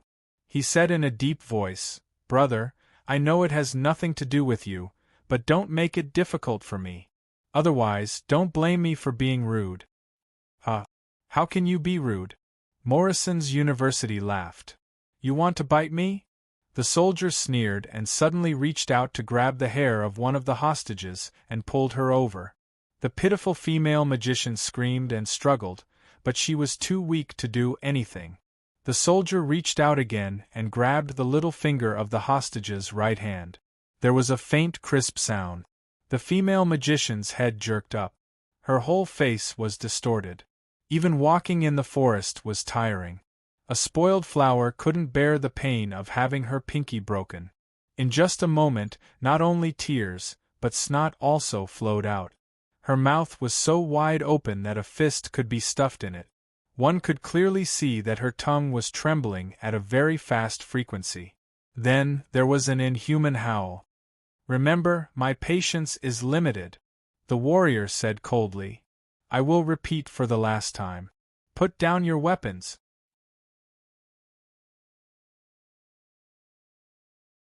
Chapter 155. You're an incorrigible idiot. Morrison's chuckled. "Do you know who you're threatening?" "A Magus. I'm sure you'll die a horrible death." "Magus?" That warrior clearly stiffened. His gaze swept over the young magicians, and finally, the nervousness and fear in his eyes turned into an insolent smile. "Archmage? Ha ha. You guys are too funny. A Magus who can't even use magic detection? Ha ha." The other mercenaries laughed as well.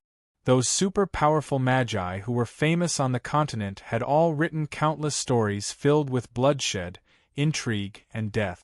In other words, they were legends. If there really was a Magus here, how could they succeed so easily? Therefore, they didn't believe it at all. Thank you for your jokes." The warrior gasped for breath and said in a joking tone, "I'm very happy now. Actually, I'm happier than you guys, really." Morrison's gaze fell on Han Jin. "Have you seen anyone stupider than this guy? It's a miracle that this guy can live until now." It's not a big deal that he can live until now. It'll be a miracle if he can live until tomorrow, Han Jin said with a smile. All right, that's enough laughing. The warrior's face darkened. He clenched his right hand again. Along with the crisp sound of bones breaking, the female magus body jumped with all her might like a dying fish. Her heart-wrenching cries spread far and wide in the forest. Put down your weapon, the warrior said coldly. The genius magus bit her lips. In the end, she slowly put down the magic staff in her hand. Her eyes were full of hatred. If she was facing these mercenaries, she would have turned them into ashes long ago. But as the dean of the Magic Academy, she couldn't ignore the safety of her students. She had been high and mighty since she was young. When had she ever been humiliated like this? Seeing that his goal had been achieved, the soldier smiled proudly. He didn't expect that the magicians would give up their weapons so easily. However, under the current situation, Han Jin and the other two just stood there and didn't do anything, which was very eye-catching. The warrior's hand moved again. He grabbed the female magician's third finger and broke it. This time, the poor female magician didn't even have time to scream before she fainted from the pain. We've already laid down our weapons. Why are you still doing this to her? Asa said angrily. The soldier ignored Asa and stared at Han Jin and the other two. Their calm demeanor made him very uncomfortable. Put down your weapons. Every time I say it, I will break one of her fingers. After that, the warrior grabbed the hair of the unconscious female magician and slapped her twice. The magician beside him then released a water ball. Under the stimulation of the water and the pain, the female magician struggled to open her eyes. The warrior had already grasped the female magician's index finger. Do I have to say it again? The genius magician suddenly turned around and looked at Han Jin and the other two anxiously. Do as he says. If this goes on, Catherine will die. Han Jin smiled. I don't think it was written in the contract, right? The genius magician was speechless. You kill the three of them, the warrior shouted. Otherwise, I'll do it. The young magicians all looked at Han Jin and the others with hostility. It had always been human nature to bully the weak and fear the strong. For them, the enemy mercenaries had taken control of their companions. They couldn't afford to offend them. However, Han Jin and the others were weak, because their dean was here. Han Jin and Morrison's looked at each other. They saw the murderous intent in each other's eyes. They didn't want to cause trouble, but the mercenaries had pushed them into a dangerous situation. They had no choice. Morrison's threw his greatsword out. However, he didn't throw it to the ground. Instead, he threw it forward. With a flash of cold light, the greatsword stabbed into the ground a dozen meters in front of the warrior. Morrison's move was so sudden that the warrior was startled. He instinctively shrank behind the female magician. Then he saw that Morrison's didn't attack him. He felt embarrassed and shouted at Sasu and you. Take a good look at the mountain, the water, and the sky, Han Jin said with a half-smile. The warrior was stunned. What? Because you won't be able to see it anymore. Han Jin's smile suddenly disappeared. Do it. Before he finished speaking, Leger's figure strangely appeared next to a magician. At the same time, the dagger in his hand was stabbed deep into the magician's stomach. The thief and archer beside the magician were shocked. However, before they could do anything, a huge wooden giant appeared out of nowhere and hugged the thief, who was about to go invisible. Leger's figure flashed, and the dagger drew a shadow in the air. The dagger deeply cut the thief's throat. Blood splattered everywhere. The archer was just about to draw his bow when he saw the bloody scene. He subconsciously dodged to the side, trying to distance himself from Leger. At this moment, a black arrow flew silently and shot into his left waist. The arrowhead came out from the right side of his waist and pierced through his body. The warrior who was holding the hostage heard the movement behind him and couldn't help but turn around. Han Jin's figure rose in front of him like a ghost. When he turned back, he saw a huge fist coming at him. His sword was still in its scabbard, so he didn't have time to draw it. He could only raise his arm to block the attack while releasing his combat aura. However, Han Jin's movements were too fast. Boom! Before the warrior could raise his arm, Leger's fist landed heavily on the warrior's face. The warrior screamed in pain as he held his face and staggered back. Han Jin had just caught the female magician when a huge fireball came whistling towards him. Han Jin could only push the female magician to the ground and release a wooden giant to block the fireball for her. Galaxy! With a roar, Moxink rushed over and pulled out his huge sword. With an imposing manner, he forcibly stopped the soldiers who were about to go back to help him. Everyone stop! Stop!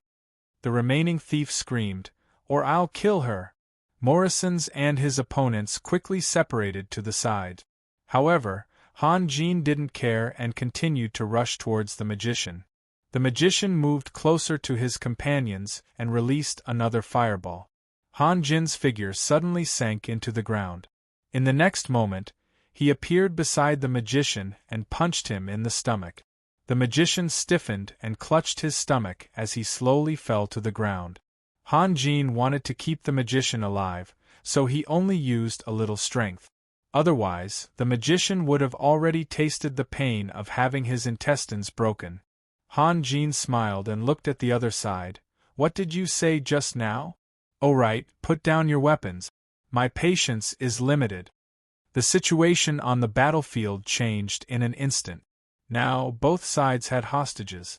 Sasu didn't participate in the battle from beginning to end. He was only 3 meters away from the 2 female deacons.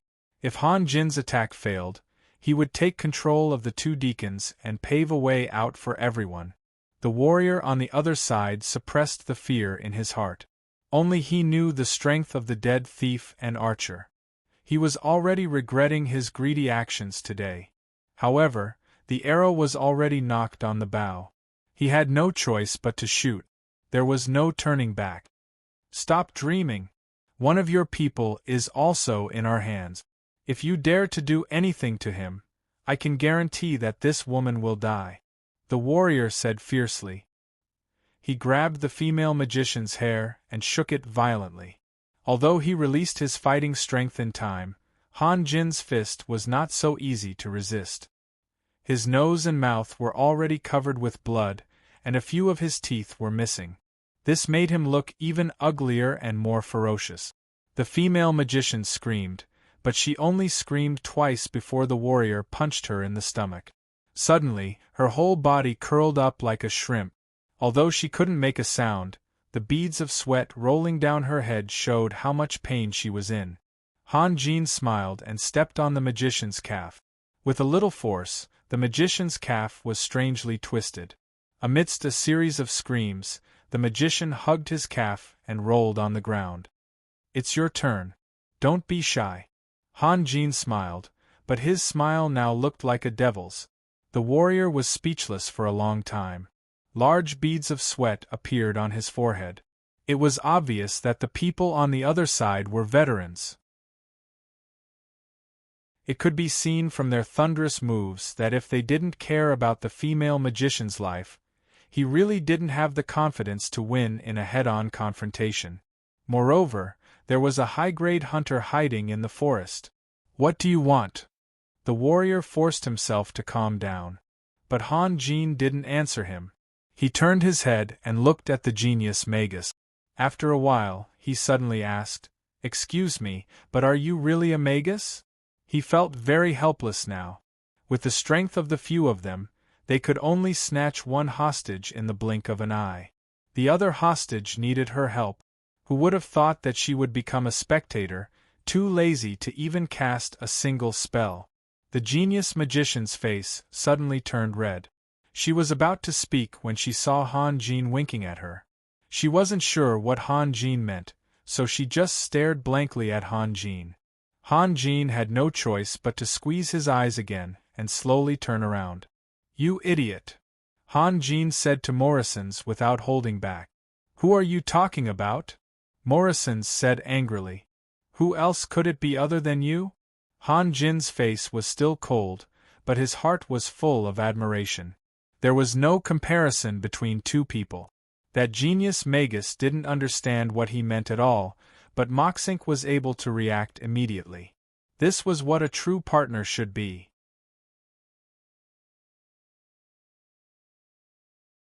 Chapter 156. What do you mean? Morrison's asked, his face darkening. If you had come to my aid earlier, I could have saved the hostage.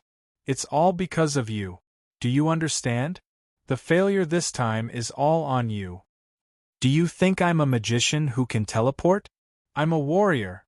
Morrison's was so angry that his face turned red. Don't find fault with others for everything. Raphael, let me tell you, I've tolerated you for a long time. Morrison's yelled as he pointed at Han Jin. His thick finger almost poked Han Jin's nose. From today onwards you can stop tolerating me. Han Jin said calmly. Also, don't point at me. Otherwise you'll regret it. What can you do about it? Morrison seemed to have shed all pretense of cordiality. Han Jin's eyes flashed coldly. He suddenly punched Morrison's in the face, but Morrison's was already prepared for it. He took a few steps back and dodged Han Jin's attack. He sneered and said, "Settle it with a battle? Good. I like it." Then, he slowly raised his greatsword. The group of young magicians was stunned. After half a day of contact, they had felt that the relationship between Han Jin and the others was very harmonious. They didn't expect that Han Jin would suddenly turn hostile. It was too funny. "Stop.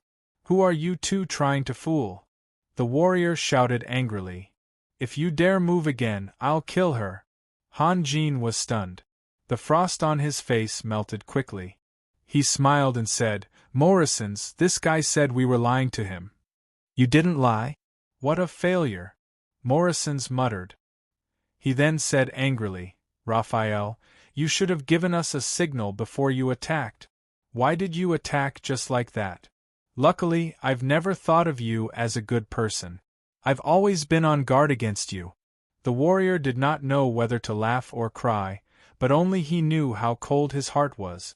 Those mages were nothing, but the two mercenaries in front of him did not take him seriously at all. It was natural for them to laugh and scold him, and they even treated him like a child. To do this, one must have 100% confidence as the foundation. Two mercenaries? The warrior was stunned. That's not right. Where did the high-grade rogue go? Regardless of whether Han Jin and Morrison's performance was successful or not, at least they had attracted everyone's attention. In fact, this was what Han Jin wanted. Leger, who had disappeared from everyone's sight. He took the opportunity to cast an invisibility spell and disappeared again. The soldier looked around in panic and then shouted, "Be careful!" Actually, he should have been careful instead of warning his companions. After all, the hostage was in his hands. Just as he opened his mouth to shout, a dagger appeared out of thin air and pierced his wrist with lightning speed. The dagger was so sharp that when he saw his hand spurt out blood and fall to the ground, he was still in a daze. In the next moment, Leger's figure rushed out and knocked the warrior to the side. He then grabbed the female magician and continued to rush forward. The remaining warriors seemed to have woken up from a dream. They all drew their swords and tried to stop Leger. The rogue immediately turned invisible, and the archer also drew his bow. Leger was in a very bad situation. The hostage was already surrounded. If he rescued the hostage, it was equivalent to sending himself into the encirclement. It was easier said than done to get out safely. If he was alone, Leger would definitely not take the risk. The key was that he had companions that he could entrust his life to. Morrison's moved at the same time and dashed forward. Han Jin's right hand moved like a butterfly among flowers. Two tall wooden puppets appeared on both sides of Leger and protected Leger with their own bodies. Then, Han Jin threw a white light at Morrison's spirit possession spell.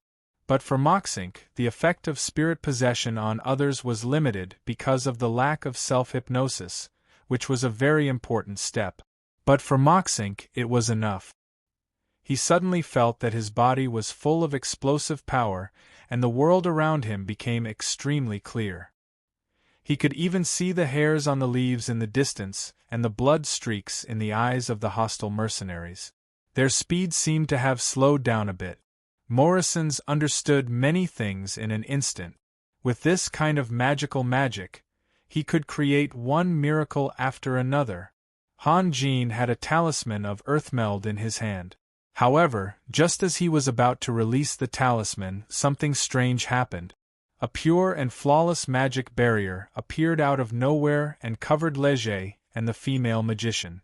A terrifying bolt of lightning fell from the sky and smashed into the ground with great force, swallowing up the figures. At the same time, a black arrow flew close to the ground and collided with the bolt of lightning. It shattered into countless pieces and splashed in all directions. The last thing people saw was the thief. He had just concealed himself when he was blasted out by the bolt of lightning. In the next moment, he was engulfed by the endless white light. It was as if the whole world had disappeared. All people could see was the roaring and crazy lightning. The deafening sound of explosions came one after another. Every time there was an explosion, countless pieces of broken branches, dirt, and stones would burst out. Moxink steadied himself in a very awkward posture and then retreated in a flurry. Han Jin was also dumbfounded by what he saw. Perhaps, people could play with the beauty of the genius sorceress in their hearts, they could laugh at her inexperience, but her power, the magic power that she possessed, absolutely could not be underestimated by anyone. The dancing silver snakes gradually disappeared, and Reg, who was just as shocked, appeared in front of everyone. He looked very obedient, standing straight in the middle of the magic shield, not moving at all. The magician whose leg was broken by Han Jin also stopped howling. He stared blankly at the genius magician. The muscles on his face were distorted. He finally believed that there was really a magister here. But weren't the gods playing a prank on him? A loud cry broke the silence. The female sorceress broke free from Reg's arms and limped towards her companions. 2 female deacons and several other female sorcerers came up to her and hugged each other, crying loudly. Asa hurried to the unconscious magician. It turned out that although luck could not be seen or touched, it was really indispensable. The 2 of them were both hostages, but the former was only punched, while the latter's fingers were broken. The difference in treatment was too big. Many professionals had the opportunity to encounter all kinds of dangers. Some of them were able to endure the difficulties, walking further and further, flying higher and higher, while others died halfway. There was also an element of luck in this. Morrison's walked back slowly with his greatsword on his shoulder. He looked at Han Jin, then kicked the useless hostage and muttered, "Brother, close your eyes. It will be quick." The magician was stunned for a moment, then immediately understood. He screamed, "Don't kill me, don't!" The giant sword in Moxink's hand had already chopped down. The sorcerer's screams stopped abruptly. The sorcerer's neck was almost cut off. He scratched helplessly for a while, and then his body went limp and he stopped moving. Leger looked around. The mercenaries were lying on the ground in colorful and strange postures. Han Jin walked over, picked up a sword from the ground, and stabbed each of their vital points. When he pulled out the sword, he would always pick and cut, leaving very long and deep wounds on their bodies. In many stories, legendary heroes had the vitality of cockroaches. As the saying goes, if one survives a great disaster, one is bound to have good fortune later. Heroes would always be enlightened in death and reach new heights.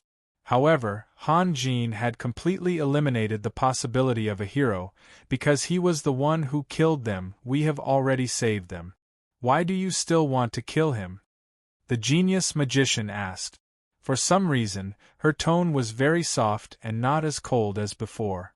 "Well, Honorable Principal, we are different from you. Morrison's replied. It was not easy for him to add the word, honorable, in front of the title. After all, when he was facing the Dragon Knight Gavara, he was not so restrained. He was probably frightened by the magic and still had lingering fears. How are we different? The genius magician asked. Then she added, My name is Yelena. You can call me by my name. Morrison's directly ignored the second half of the sentence. Honorable Principal, after you finish your mission, you will take your students back. But what about us? We still have to live here. I still don't understand. Can you explain it more clearly? The genius magician asked. Who doesn't have their own friends? Morrison's said helplessly. Maybe they are just a small mercenary team, or maybe they are from some mercenary group. If we let him go, he will definitely find his friends and partners to help him get revenge.